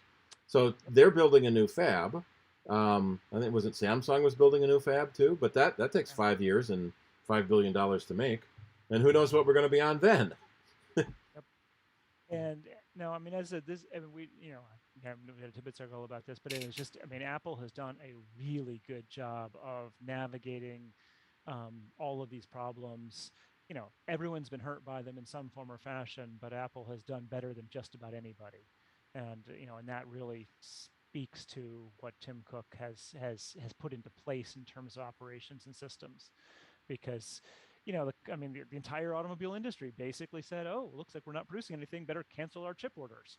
Well, that was the stupidest thing you could possibly have done, because now they're at the back of the line. And, and they've got, someone was telling me Ford has entire parking lots. There's a stadium, cars, the Pontiac stadium, Field, like, waiting for chips. Built cars waiting for their chips. And, and that didn't have to be, because they had those contracts in place. They just had to keep them. Yeah, Chevy just announced that they are closing most of their factories starting this week for 2 weeks, 3 weeks, a month, or who knows, because of they can't get the chips. Yep. Well, it just goes to show the whole just-in-time concept that was so popular. Turns out it's not very robust. Yeah.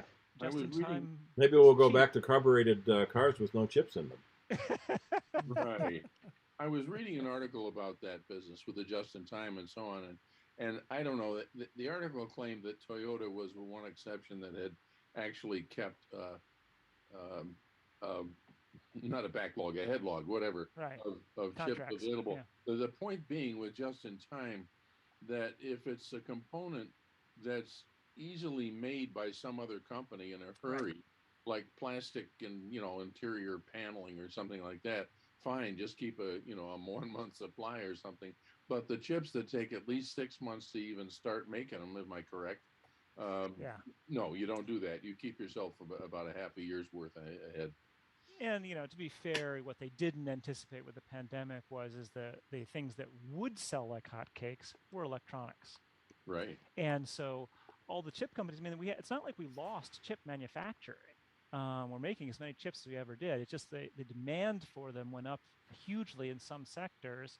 And when the car companies dropped their contracts, chip companies were like, okay, we're going to make chips for, coffee machines and air conditioners and whatever else people are buying. And once those things started taking over the assembly lines or the manufacturing lines, then it was too late for the car companies to come back in.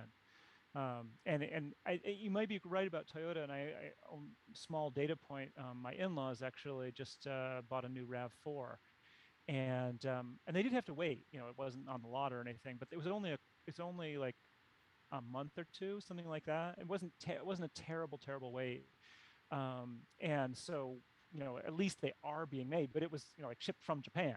This was not one they made in the U.S. So it's possible that Toyota has a little bit better leg up than some of the other companies. Yeah, like the RAV4. I say that because I have a RAV4. That's why. This one's my parents have an older one. This is a super brand new one, and it's definitely got lots of chips inside because of the features this puppy has. Oh yeah.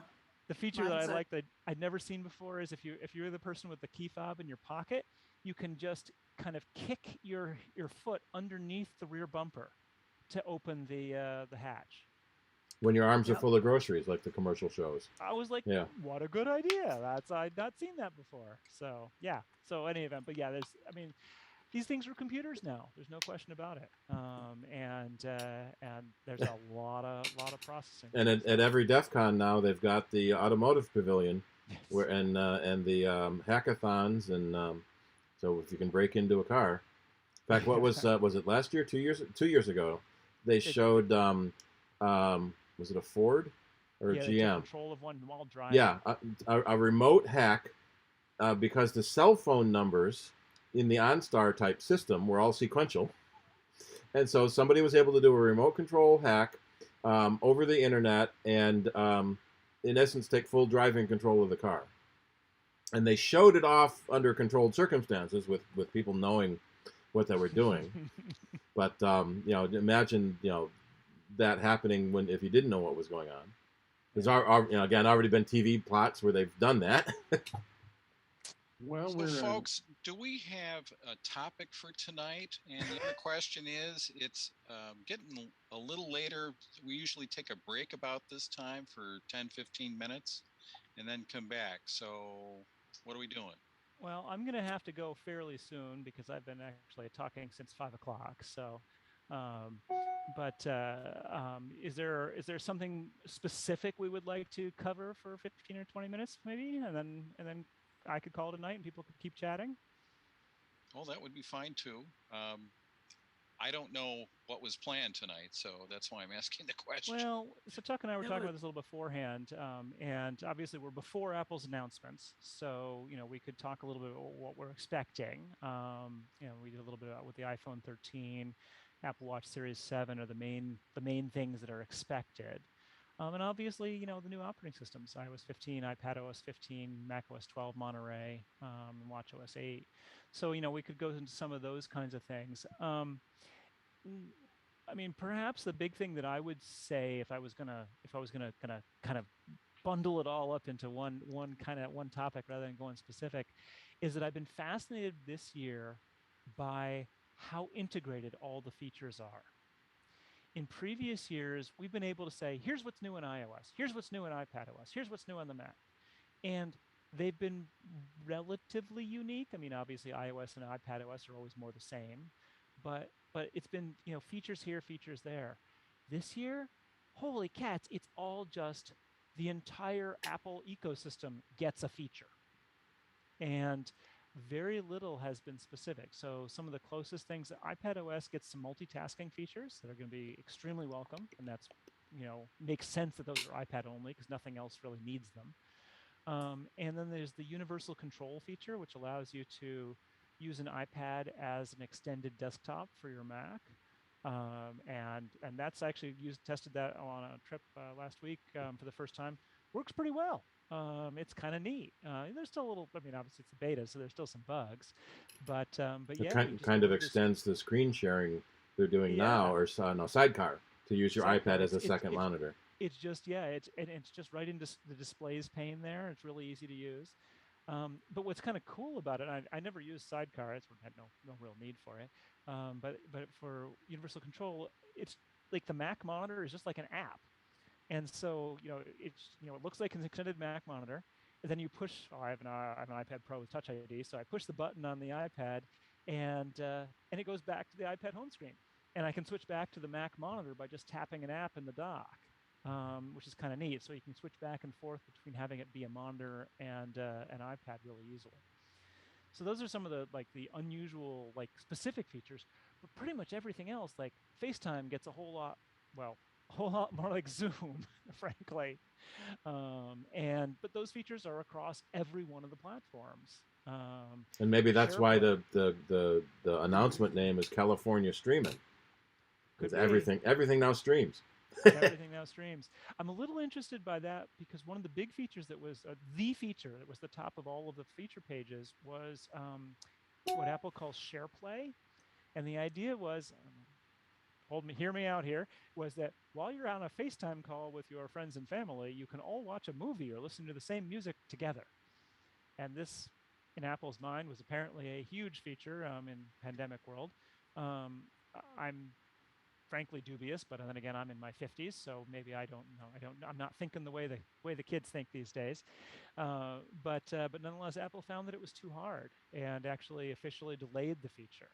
So that'll be coming out later this year, they say. I have a niece who routinely did that with a friend of hers using Skype. Mm-hmm. They would do a Skype call and watch a movie together. I don't know how it worked. Yeah, and I mean, I actually did with some friends. We were watching a movie, and my friend had her sister was also watching the same movie, but they just synced it up in time. I mean, we weren't talking or anything during the movie. It was just because that would be rude, So we were, it was just afterwards. We're like, oh look, we finished the movie at the same time. Now we can talk about it. But it didn't need any special technology. And then I mean, it was honestly is a little odd. So, Or you can't do like MST3K on it or something like that. Where you sit there. Yeah. I think that would be closer to what SharePlay is allowing. Yes. Kind of like Twitch gaming. Yeah. Right. And I'm not sure. I'm not sure I agree because people talk in the movies all the time over. Not in my movies, they don't. We go to different movie theaters, and I'm coming up to your place. You go to movie theaters? Wait, sorry. No. Back in the day. No, I mean, I guess, yeah, seriously, like I literally don't. People don't talk in movie theater Sniffica, so I cannot think of a single time when I've been, like noticed someone talking. I mean, obviously there might be a comment here or there, someone nudges someone or whatever, but like an actual conversation, no. I got shushed for laughing too loud at a movie. See, it's just down in Pennsylvania that it's a problem, Chuck. I was going to say either you guys are extra polite or we're not polite at all down here. I don't know. Here in New York, man, we know how it's. Yeah, you're except afraid for the city. for your Don't life. get down to the city.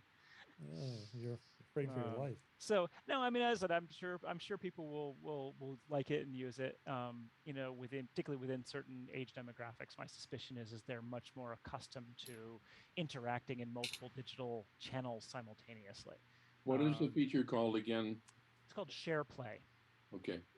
And as I said, it'll be interesting to play with. I mean, I don't. And most of the other FaceTime features that Apple introduced are extremely good. That they're just all what Zoom already has, like grid view, for instance. So like, hey, grid view, what a concept. Although I have to say, I'm looking forward. I don't know, Chuck. Maybe you could switch us into this. 3 Vermont state troopers resign for their parts in creating fake COVID-19.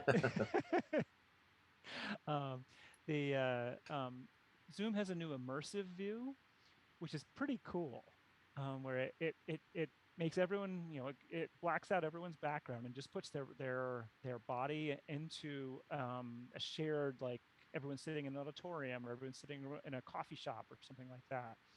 If you go to the view menu in the upper right, it's there. I don't know if you'll get it or not.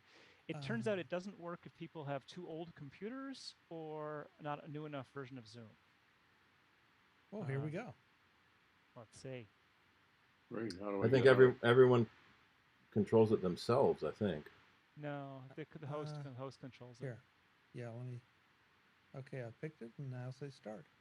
Yeah, there we go.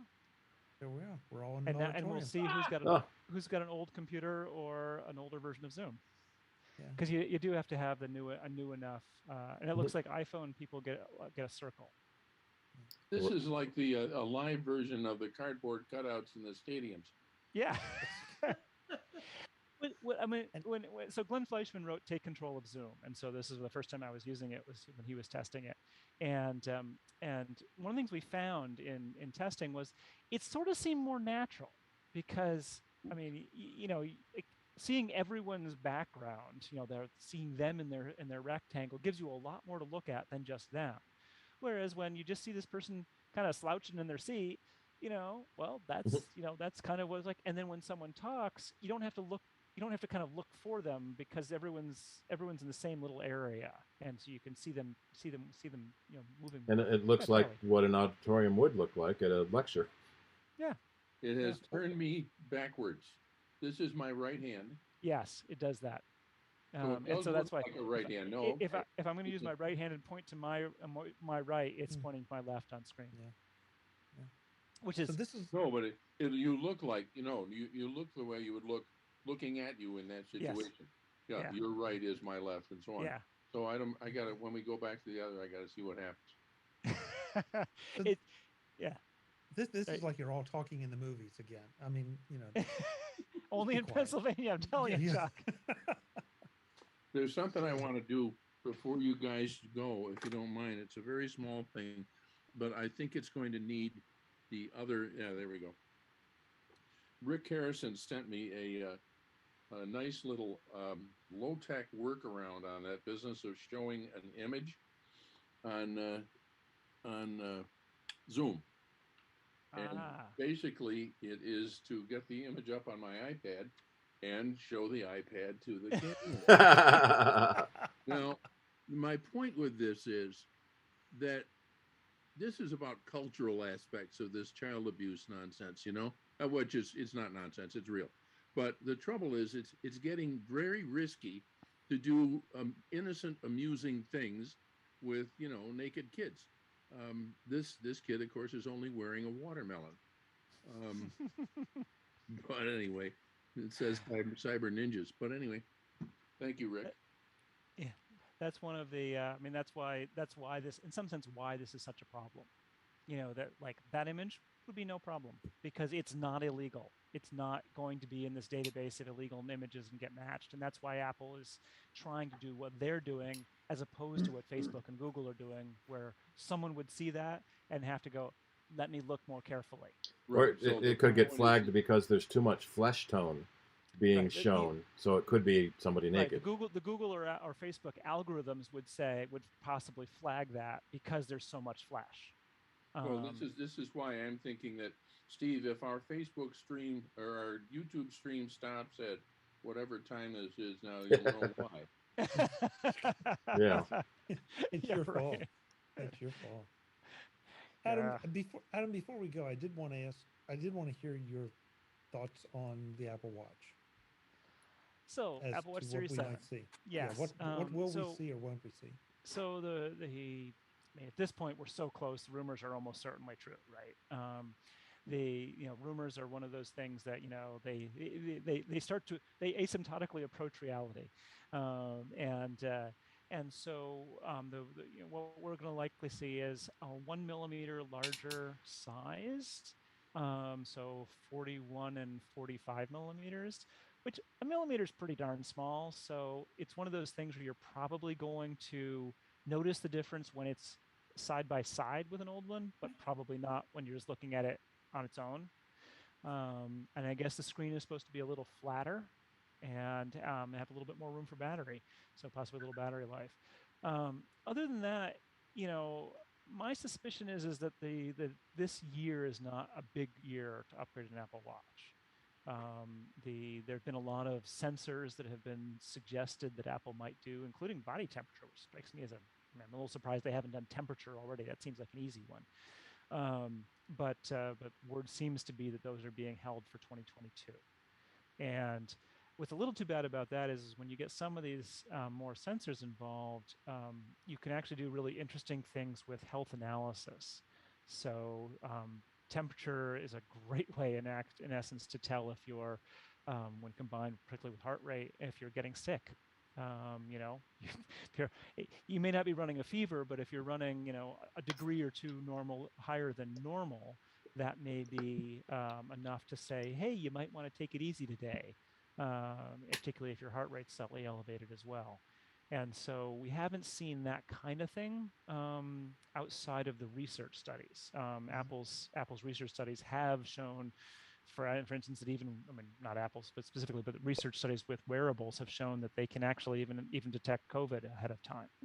So blood sugar is a big one too. Blood sugar is a big one, and that one's. I'm just fascinated by the technology that allows them to figure that out by pointing cameras at the skin, basically. But yeah, so for anyone who's diabetic, or perhaps even more importantly, pre-diabetic.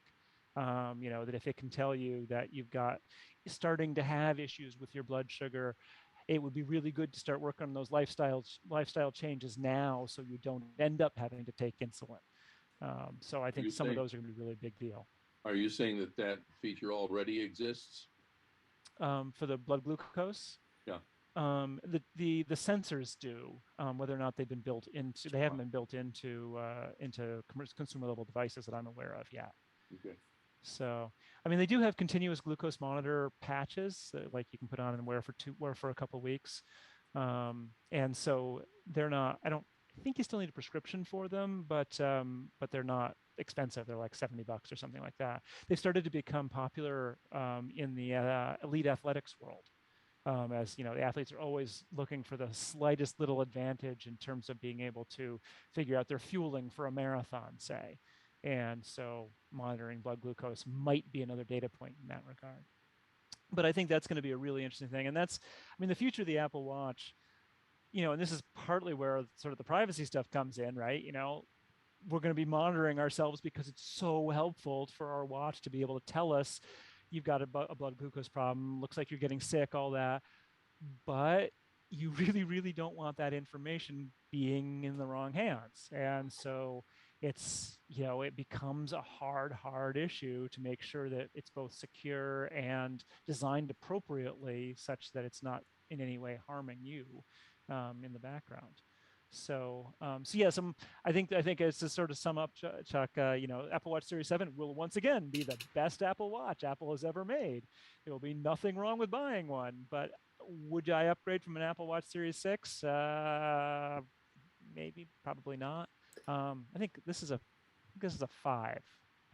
I can't remember at this point. I know my wife has a 3, and her battery life is starting to fail, and so there's some discussion about hand-me-downs and buying the next one. So, but I want to say that this is a. I can't remember. I think it's a 6 because of the blood oxygen. No, it's a 5 because my son got the 6. That's right, because he has asthma, and I thought the blood oxygen sensor would actually potentially help him. Yeah, they don't have an Apple Watch. Do they not have an about display on them? Yeah, I'm sure it's in there somewhere. Let's see. Let's see. So with the phones, year over year, there's improvements, but almost not enough to justify replacing last year's phone, unless you're really, a technological. I want that. But on the watches, by adding the new sensors. When they added the AFib sensor, that was a huge reason to upgrade. Yeah. And then they added the blood oxygen sensor. That was a huge reason to upgrade, even over last year's model. Yeah. And so, the rumors are suggesting that the new sensors are waiting for next year. So so this will not be as big a one in that regard. So the answer was yes. If you go into the settings, about and then general. And about, you can find which model you have. Yeah. I mean, it's an interesting question. Even to this day. I mean, I love my Apple Watch. I wear it all the time, et cetera, et cetera. But I still feel like I could go without it and wouldn't really notice. The main place where I really, really like it and where I think I would notice is I've gotten so fond of it unlocking my Mac. Answering authentication dialogues. And we use the Zero accounting package for our financial accounting, and it has an iPhone app that does 2-factor authentication to the watch. So whenever I log into Zero, I get a buzz on my wrist and it says, "Are you trying to log in right now?" And I say yes, and that's absolutely brilliant. I mean, it's an accounting package. I really would prefer it to be as 2-factor and protected as possible, but I also don't want to be fighting with a stupid 6-digit code every time I want to log in. Adam, I have to disagree a little bit. About 6 weeks ago, I ended up with a bad case of poison ivy on both arms. Oh, you mean like these? Sorry. Oh, Seriously, I got it right now. It's not poison ivy, but it's something. Oh, yeah. And I couldn't wear my Apple Watch. And I was kind of shocked at how much I missed it. You did? Okay. Yeah, I really did. I mean, just for things like notifications, and I was missing text messages all over the place because they were no longer appearing on my wrist. And I'm not of the generation that carries the phone around in your hand all the time. So all of a sudden, I felt hobbled. It's an interesting question, and I should probably test it to put my at least my wrist where my mouth is. So it was an interesting social thing that wristwatches kind of died off so fast when everyone started having a phone in their pocket to tell the time, and then how fast they came back when the Apple Watch came out. There were Fitbits were popular, but it really exploded with the Apple Watch with so many different things. I use mine for notifications. My boss uses hers for workouts. It can do so many different things for different people that it's amazing. Well, and I will give Apple credit also with the Apple Watch is that I think Andy Anatko has used the analogy. It's a little bit dated, but whereas many companies use sort of a machine gun approach to products, so like let's just spray at the wall and see what sticks. Apple is more like a sniper picking out something and doing it really, really well. And with the Apple Watch, in some ways, Apple didn't. I mean, the early Apple Watch, I mean, they were certain that it was going to be, you know, like, you know, the $17,000 gold one was going to compete with the high-end Swiss watches. No, it was a complete failure. It was a terrible idea. And it's like anyone could have seen this because no device is going to last for more than 3 to 5 years in the tech world before it's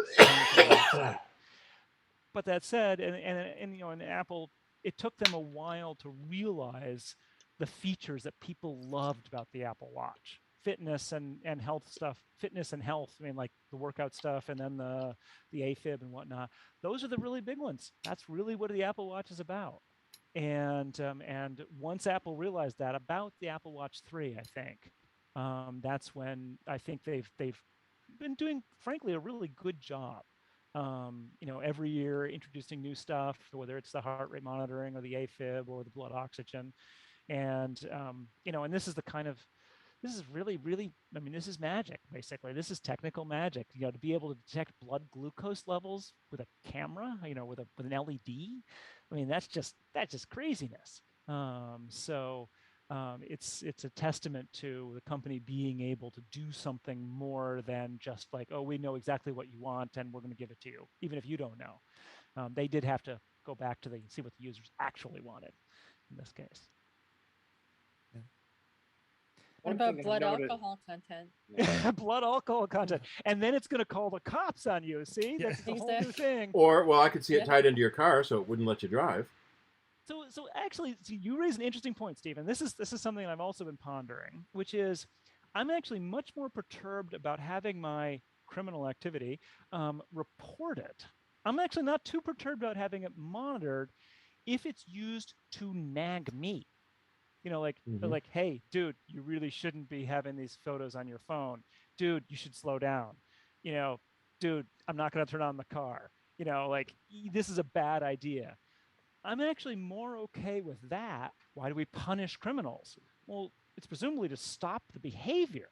Well, if you could stop the behavior before it gets to the point of criminal activity, wouldn't that be better? You know, like, that seems like a win to me. And so, you know, and I mean, that makes a much more interesting question to me in terms of, well, okay, Apple is saying, here's the law, we're going to help you stay within it. All right, that seems fair. You know, I certainly wouldn't want to break the law intentionally. And if I did want to break the law intentionally, then, you know, maybe I should be aware that I'm doing it, you know, or something should be telling me that I'm doing it. Some of the new, I think that's an interesting question. You may be getting into the area the of nanny phone.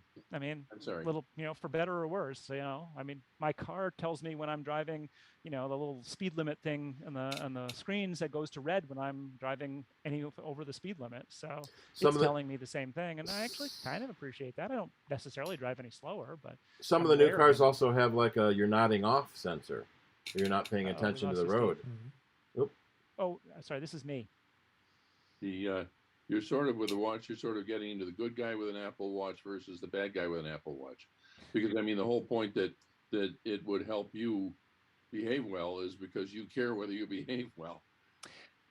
Right, but a bad guy with an Apple Watch, if it's just telling him he's being bad, well, you know, he presumably knows it already, but it's a little bit of that kind of societal nudge, right? If you know, like, you know, you really shouldn't be doing this. If it's actually telling you that, maybe that encourages you to not do it. You know, let's take the driving 100 miles an hour as an example. You know, that's something which it's egregious. You know, that, okay, you know, when you drive 100 miles an hour, your car goes or your phone goes, you know, ping, ping, you know, unsafe. Well, you know, I mean, you know, it's impinging upon your freedom to do this, but not in a way that actually gets you in trouble. And maybe it's enough of an encouragement to not do it. Yeah, well, the driver's response is, "Shut up! The cops are chasing me." Yeah, well, you know, has there ever been a high-speed chase that has ever worked out well? I mean, seriously? Not that's been videoed on YouTube. It never works out. I mean, sometimes it works out badly for other people. I mean, you know, like innocent bystanders or the cops or whatnot, but it never works out well for the bad guy. I saw one the other day, a motorcycle outran the police car behind him, and like 2 minutes later goes flying by another police car, who then pulls out and starts chasing him. If you just slowed down in the middle there, you've been fine. The police have radios, and Yeah. they have airplanes if it comes to that. You know, I mean, like, come on, this never works out. Don't you people watch TV or YouTube? You should know that it never works out. Yeah, but it's a small jump from that to warning you to actually having the car drive itself to the police station. And well, see, but if the car can drive itself, I mean, if we're talking robocars, they're going to obey the law anyway. So, so if it's driving itself, then it's not gonna break the law, period. So it'll just go where you want and you'll be fine. See, yeah, so, I would love a self-driving car that I could yeah. get in and say, take me home, and I could read my book, or I could, nap. And you don't care if it drives 55 as opposed to 58.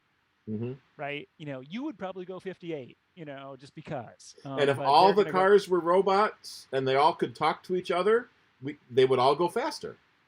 Yeah, wow, that's a whole other thing. Yeah. I love the RoboCar stuff. There's a guy named Brad DeLong who writes about this. If you ever are interested, not Brad DeLong. Brad DeLong's a different Brad. I'm blanking on his name. I'll figure it out. But he writes about RoboCar stuff, and it's just Brad Templeton. That's what it is. And it's just fascinating the amount of progress that's being made, and yet still the hurdles to overcome, many of which are societal or regulatory. I mean, the technology is pretty good, and these questions come up within, when does the technology get good enough that we're okay with the other sides of it? I mean, we let teenagers in cars, for God's sakes. They are horrible drivers. We're Waymo and the other self-driving cars are probably better than teenagers are easily now. But we're still concerned about letting the car be in charge. I remember reading about a case where a self-driving car got stuck in a blocked lane, and couldn't move over because nobody would let him in. And being a safe car, it wouldn't move over until there was a spot. So they had to rewrite the software. So you should just pull out a little bit. Someone will probably let you in. So Malcolm Gladwell actually went and tested the Waymo cars in Chandler, Arizona, wherever it is they're live. And what he discovered was fascinating, is that the cars will, of course, cede to pedestrians. So in a world full of robo cars, pedestrians can walk anywhere without fear of being hurt. So you'll just cross the street whenever you want, and all the cars will stop for you. Unless there's two pedestrians over here, and then it will hit you because that's less than hitting two. Well, it's an interesting problem because in essence, the pedestrians could shut the cars down by just refusing to move, in essence, or there being too many of them. So again, there's some interesting issues we're gonna run into when robocars become a real thing. That said, in Ithaca, where it's everything's spread out, we're not going to have any issues. I'm signing up as soon as they've got them. Particularly because I'm 53 now, so I figure by the time they're taking my license away, I damn well want a robocar. Obviously, the Uber out in Arizona that killed that woman with a bicycle was not up to that level yet. No, and the safety driver wasn't even paying attention. I mean, that was the worst. Where it's set to don't brake till you see the whites of their eyes. Yeah, well, Uber is also not a company that you want to put your safety trust in. But then you look on the other side of that equation. How many people die in regular car accidents per mile versus how many people have died in self-driving car accidents? Well, that's their whole argument, is that overall it would be safer. Yeah. I mean, the problem is, there's actually pretty good statistics on this, and I forget what the number is.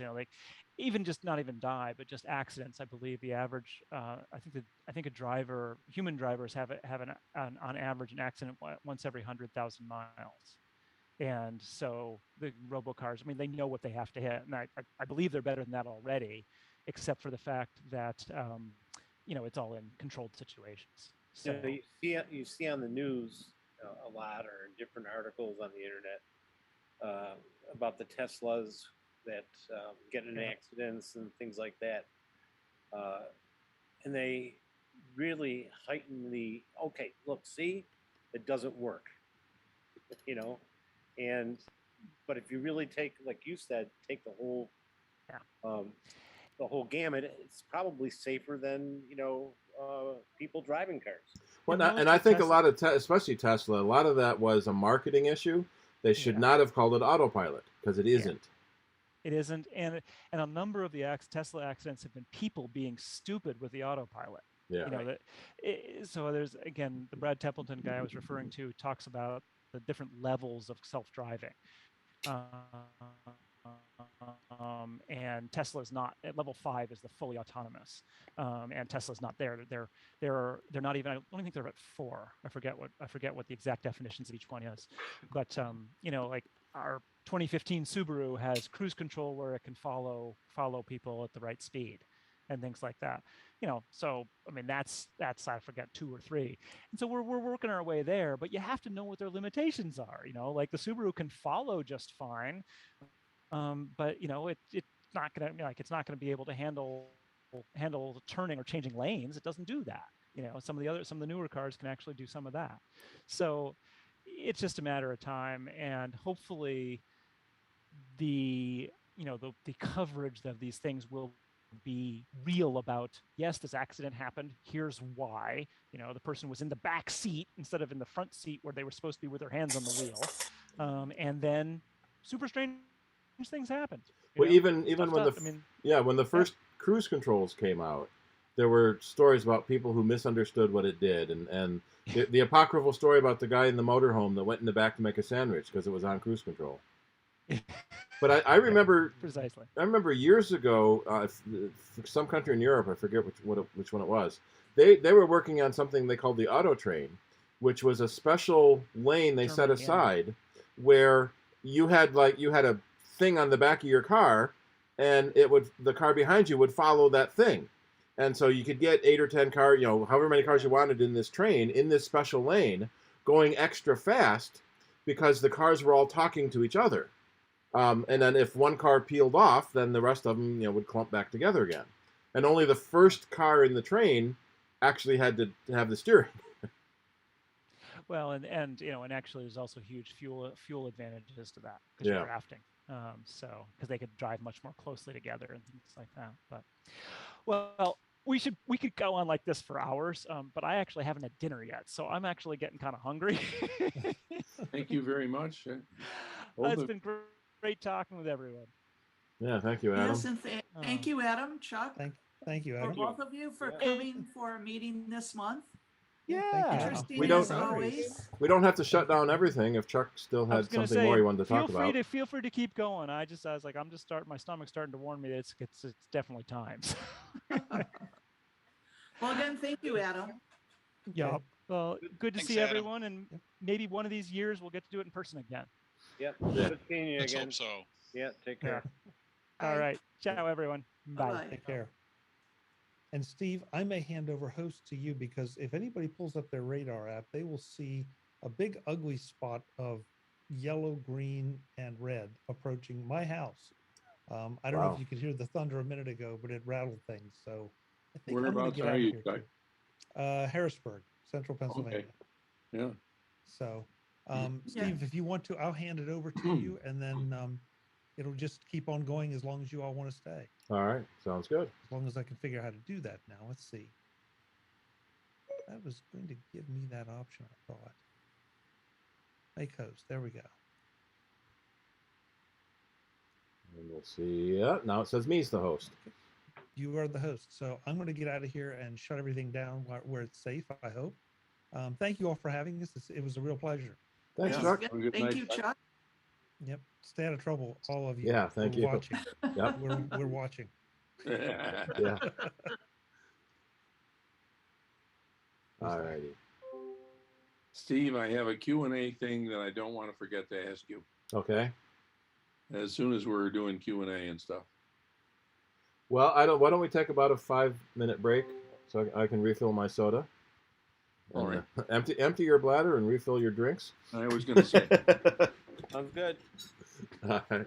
Let's see if I mute my video. Yeah, we got a CIDER logo. Okay. Hey, Robert. Robert, meaning me? Yeah. Are you Robert? Well, I usually go by Bob, but yeah. Okay, Bob. Does Saturday morning sound good for you? Yeah. Yeah, in the chat I said you said 10 or 11. I said fine. Okay, Yeah. let me just double check right now because as I said, I'm in Rhode Island, and yeah, I don't have anything Saturday morning, so that will be good. Okay. What do you have that is Well, the problem? a number of things. One, a number of things related to the rescue that you helped me with. Yeah. Got a whole list of questions that I wanted to deal with. One of them that I was looking at today is I can't find most of my music. I see here music. It doesn't say iTunes. I know I got 40,000 songs in my hard drive here, but I don't see them being shown up any place that I can access them. Well, there should be a way. I mean, if you have an iTunes library, I believe, you should be able to somehow. I mean, Apple usually, when you start music, it will convert your iTunes to music and move all your songs over to the music app. Okay. That may be something. Work on it between now and Saturday, but unless somebody else knows in here knows. So, do you see the iTunes in your library or in your not your library, my but dock? I got music in my dock. Right, but if you go to users, you go to your home folder. If you go to your home folder, you have the applications, documents, download, music, movies. If you open up the music, you should see, in your case, probably iTunes library. It may still be in the iTunes folder. It may not have moved over like it's supposed to. We've seen this happen. The first time you open music, it's supposed to import all your iTunes stuff. Right. But sometimes it imports nothing, and you end up with an empty library. So how do you get that music over? Go into the iTunes folder and drag everything in there and put it into the music folder. Okay. And then when you open the music app, it will do the conversion. Where's the iTunes folder? In your home folder. It should be in music. Yeah, on the hard drive under users, and then your username. Okay, I'm not sure which one I'm using. I think I'm using Bob. But I got It would be the accounts. So every account has its own folder. The one that has a picture of a house on it is your current folder that you're logged into. Yeah. That's Bob. I see music. And music. There should also be an iTunes library. folder. So I went through the columns of the music library. And it's the music library. You want to find the iTunes folder. I used Spotlight to try to find iTunes. It really didn't give me anything. Maybe when we did it, it didn't, something happened. But the iTunes folder still should be there in the home folder. Do we still have the that drive, the original drive? Yeah. Or the backup? Drives. I got the internal drive, and I got my 2 terabyte external. Right. It may be in the external drive. Yeah, I think that's where my music is. Oh, if it never was in the internal drive, then you have to tell the music app that your music is on the external drive. In the music app, in the music menu under preferences, And then Okay. Well, yeah, they moved it. Yeah, app. music app, and then in the music menu under preferences. So the only music is a folder. In there, I got another folder that says music, and inside that, it's got media and music library. Then you're not in the music app yet. Go into the music app. Music app. So I'll go to I don't know where it is. Applications. Yeah. If it's not in the dock. Music. Well, yeah, it was in the dock. Now I'm looking for preferences in there. Yep, in the music menu under preferences. Finder preferences. You're not in the music app yet. You're still on the Finder. I'm clicking on it. It's not opening up. I'll go to the. Okay, it's open here in the dock preferences. And on the Files tab. Well, I got a general preferences here. Right. Go to the Files tab. Oh, I see it. Okay. And then Music Media folder location. And that's probably set to your internal drive. You need to hit the 1 terabyte hard drive, right? You need to hit change and set that to the external drive that your music is in. Reset. Well, I'm not. It says reset, but I don't see. No, not reset. Change. Oh, change. That lets you change the folder. Let me share my window. Lets you change the folder that your music is in, so you can send it to the external. Tell it your music is in the external drive.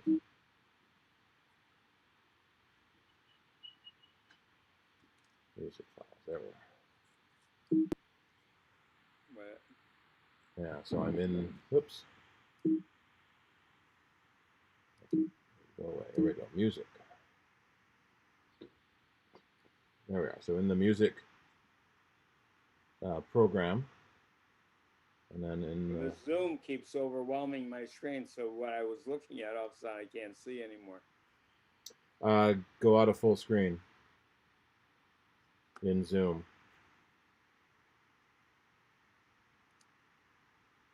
How do I do that? Click the exit full screen icon, or the escape key usually works, or the green full screen icon. So I'm out of the full screen. I'm still looking at the files. Yep, and hit the change button. Change. And then point it to the music folder on your external drive. I don't see the external drive there. Music media folder location. It just shows 1 terabyte drive. Is the other drive connected? Yeah, it's on my desktop. I can see it. Then it should show it under locations. It should show you all the locations for all the drives you have connected. Under location. Where is that? It's at the bottom of my sidebar, but it depends on where you have it sorted in your window. Oh, wait a minute. I'm looking. Oh, wait, here's another thing. Maybe this is it.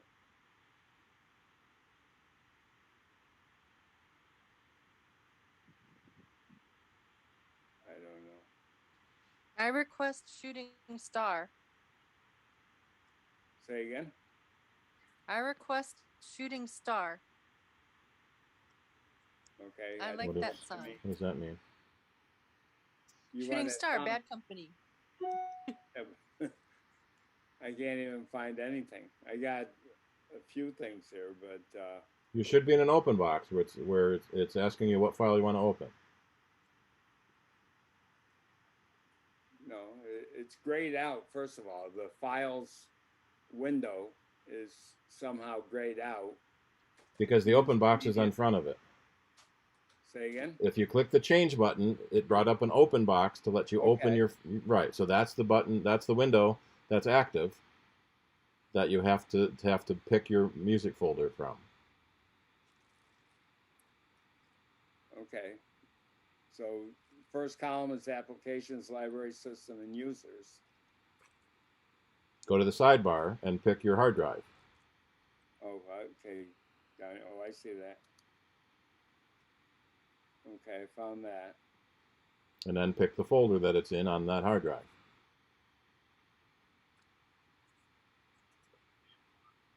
Be under Bob. Yes, Bob. Let's see, music.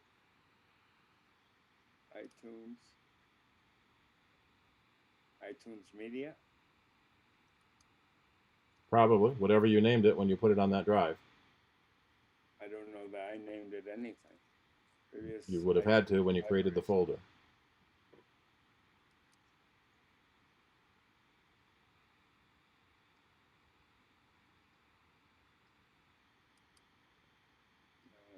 Here's all your songs. That's in a totally different. That's the stuff I can actually access, and it's all from iCloud. Oh, okay. See, I'm looking for the files here in the hard drive. Oh, where we had all the albums. Yeah. Oh, that is iTunes Media.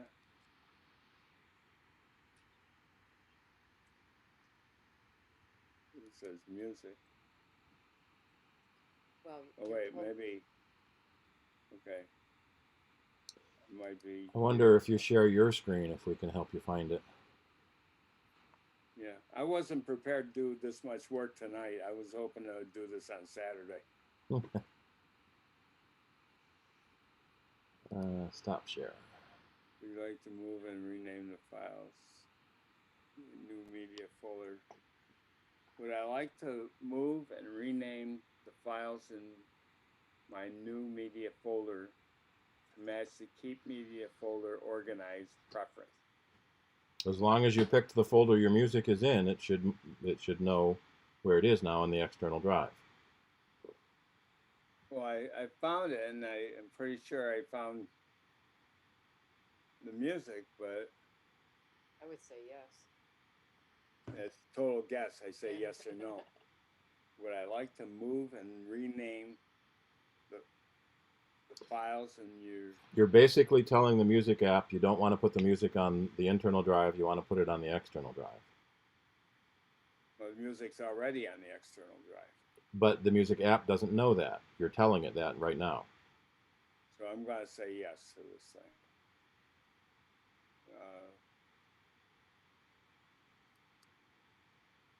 I'm looking for the share button where I could show you. On the bottom. Yeah. Host disabled participants. Yeah, let me allow all participants to share. All right, try again.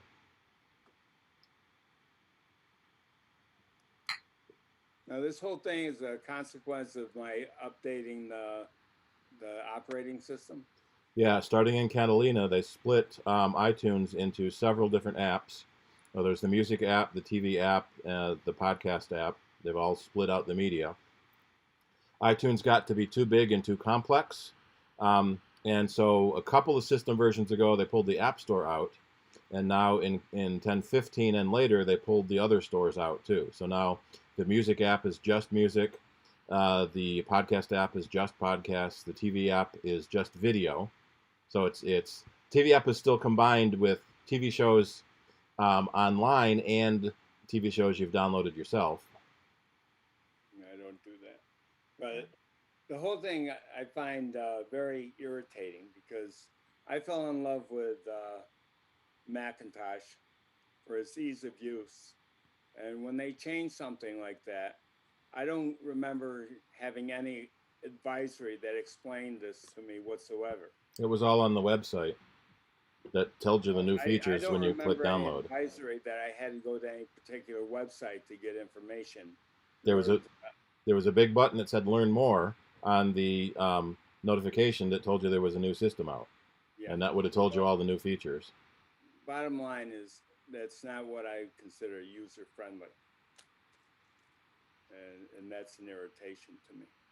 But now I understand why I couldn't find the music the other day.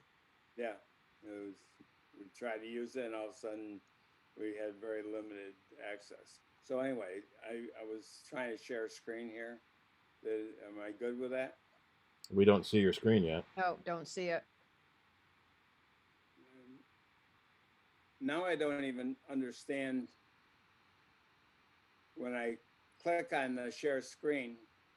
I see one that says whiteboard. Right. It asks you what screen you want to share, and there's a whiteboard that you can share so that you can write things. And the other one says music unknown, music unknown. They have triangles with exclamation points in them, and they're all grayed out. Those are the other screens you have open.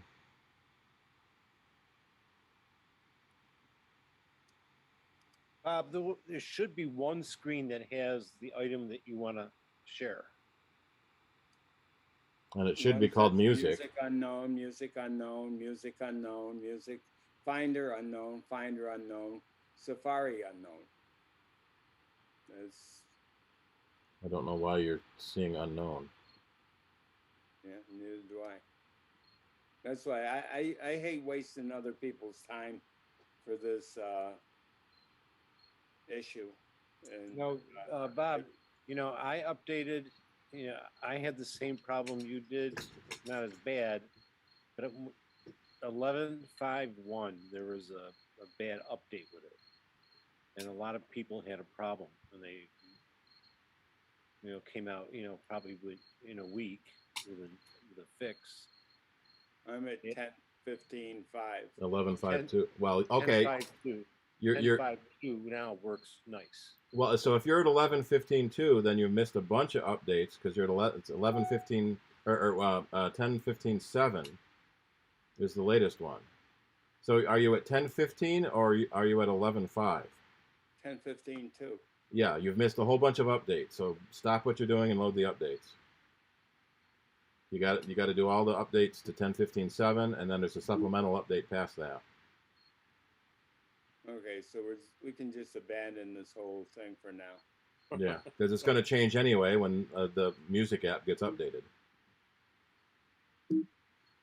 Hey, Bob, you know what you're doing tomorrow? Yep. I'm going to the casino tomorrow.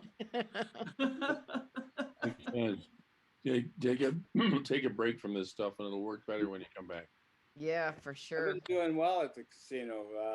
I won. That's right. Win some money. I won 6 out of the last 7 times I played. Oh, that's good. So you're not a millionaire yet, right? Not quite. You've beaten the odds already. I'm always grateful to any of our members who come up with a problem that, they don't immediately see the solution to, because boy, do I have those at a very rudimentary level. Yep. Yeah, the music app should have known that your music was on the external drive and updated itself accordingly. Is it possible that external drive wasn't turned on at the time of the upgrade? Well, it's USB, so it could have had a loose connection at any given time. So that's a possibility. If the connection's loose, it doesn't go up. Yeah. Well, originally, Steve, that we did is we just reinstalled the system from the Time Machine backup. Right.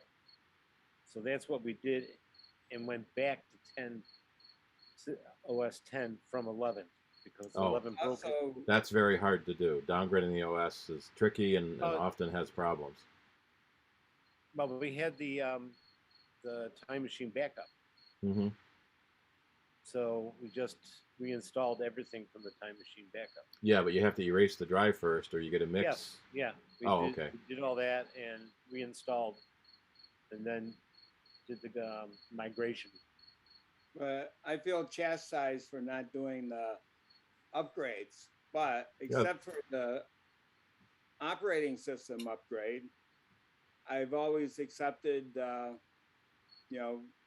upgrades. Well, in this case, you don't want to do the upgrade. I'm negligent. If it gives me a system update, I say go ahead. Right. There's 2 options you're seeing. One is for updates and one is for the upgrade. And you want to do the updates, not the upgrade. Since there's 2 options, that you have to choose the right one. See, that's a very subtle distinction, upgrades and updates. I would say that 90% of our people don't understand the difference between an upgrade and an update. That's why there's a learn more button below it to tell you about that upgrade. Yeah. But you have to know that. Well, you have to read the screen. We're not going to any mercy here. Let's face it, all of us are not too smart in this area. The high-tech professionals have a word for me and some of you others, and it's end user. Yeah. And they like that term because it's pronounced EU, which they say ew. Yeah. You're held in high disregard for being incompetent. Well, it's not incompetence. We see the same sort of questions on sound bites, and the answer was in the text of the screen that you ignored. And so one of the biggest things we say is read the messages. And if you don't understand the message, then ask somebody. Don't just keep clicking.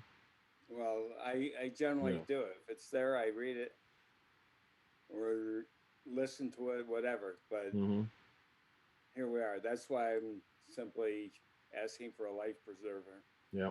Maybe Ken can help me out on Saturday. What I can't stand is when I get the message, if you don't understand this message, please ask your system administrator. Yep. You are the system. I'm the system administrator. Yep. Yeah. So the basic rule of thumb is don't bother to read the user agreement, but read the messages. Is that the idea? Yeah. Yeah. We joke that the user agreement. I know where the music is, and I think I can kind of figure this out. You just have to tell the music app where it is. Yeah. But you got to do the updates first because the music app is going to get updated. So you don't want to tell it now and have to tell it again later. So if you do the updates, then you can tell it at the end when all the updates are done. So just remember updates, not upgrade. Updates, updates, updates. Yeah. Upgrades are more involved and can cause other issues. That's why you want to hit the learn more button next to the upgrade option. Unfortunately, Apple is all very glowing and great and positive about what the upgrade gives you. And they don't warn you enough about the problems you may have. And part of the assumption is that you've already upgraded all your other stuff along the way. That you've always upgraded everything every time it comes out. So suddenly we installed, Catalina and my Office 2008 quit working. Well, because you should have upgraded Office 2008 to 2011.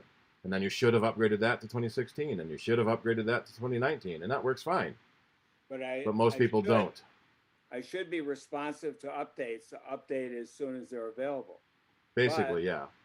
But I should not be eager to upgrade because they haven't been tested and there's questions about compatibility and all these other things. So for the end user, they don't understand these subtleties. Yeah. I don't understand them. Yeah, and I'm smarter than average. I know I'm smarter than average. And when you translate that down, there's a whole shitload of people who don't understand shit about it. Yeah. And they're helpless. And that's why our club should be a life preserver for people like that, like me. It is for me. My little joke about not reading user and EULAs or whatever, user agreements, but reminded me of another topic that crossed my mind occasionally. Now it's probably 2 or 3 years ago, but when the European Union got tougher about privacy stuff or something like that, and so companies doing business there did something they also ended up doing here because why not? It's just as easy. Yeah. Which is when you go to a website that uses cookies, which is probably all of them, they have that notice that this site uses cookies, yada yada, and so on. Now, before they were doing those notices, you just went to websites and they used cookies, and you knew they probably did. They didn't tell you. But the thing that bothers me now is sometimes you'll run into one where you have to say, I agree. Yep.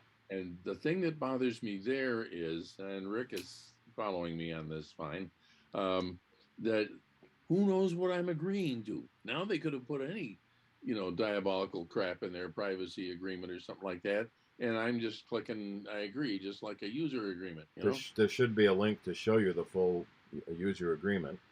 Yeah. But from their point of mind, you either agree to it or you don't use their website. Right.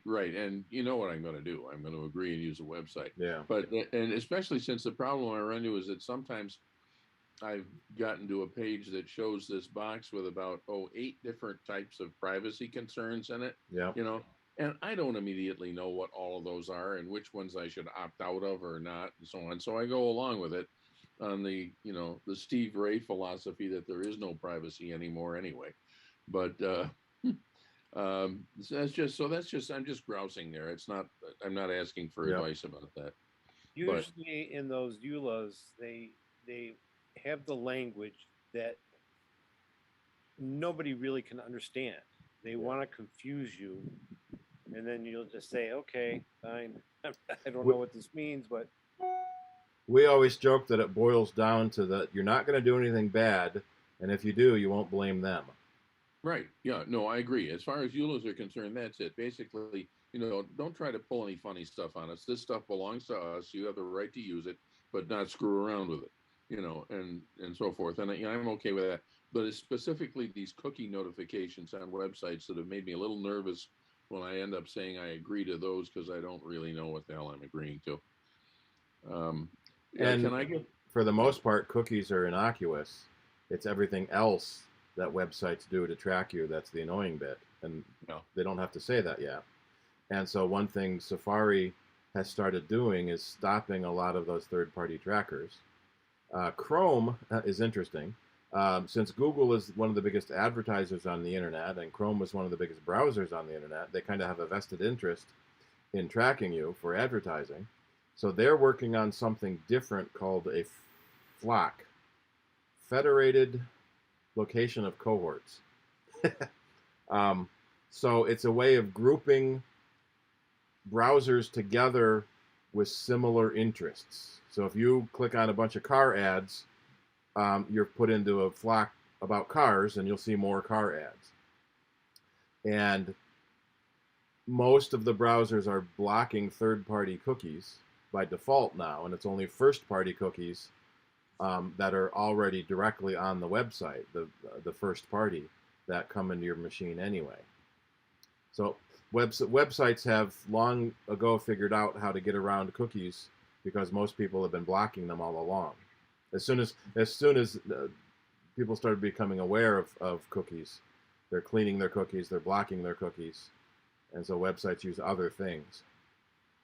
Yeah, but plus the thing is that I don't bother cleaning out cookies because all it does from my user perspective is make it a pain to get back into the website the next time I go to it because it's gonna need to fill in all those blanks I made. Yeah. Yeah. So I have this question I want to ask before we're done with Q&A. Can I do it? Yeah, go ahead. Okay. Suppose you have 2 people. Each one of them has an iPad. I'm not going to ask you to explain the entire process, but I need to know up which tree I should be barking in terms of where to look for the feature that I want, if it does exist, and it probably does. Is there a way to show the display from one of the iPads on the screen of the other iPad? And does that involve, does it require that you be connected to the same Wi-Fi network, or is it done by Bluetooth, or what happens?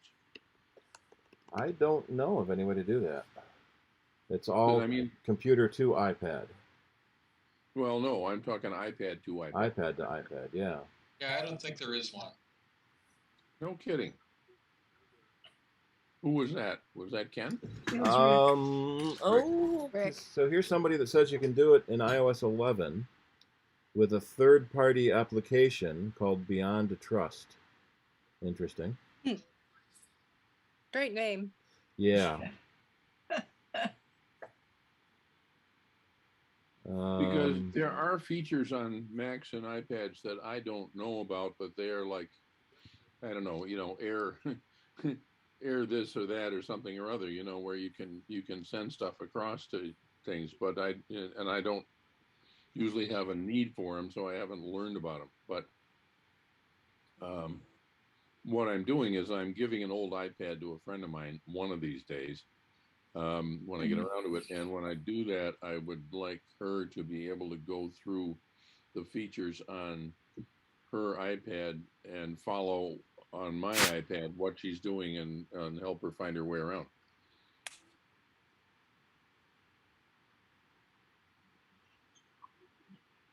You know what I could do? Well, you can do Zoom and screen sharing.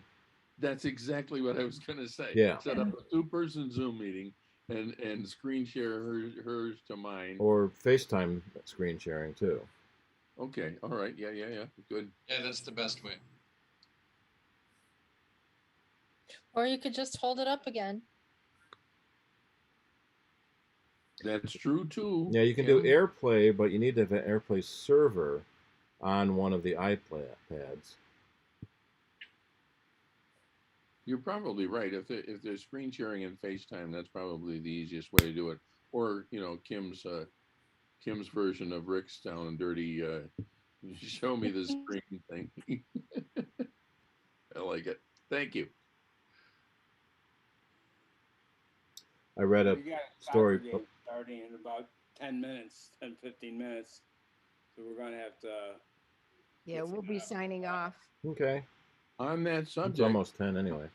How about that new and improved name for the local team and the new ownership and all that stuff, Bob?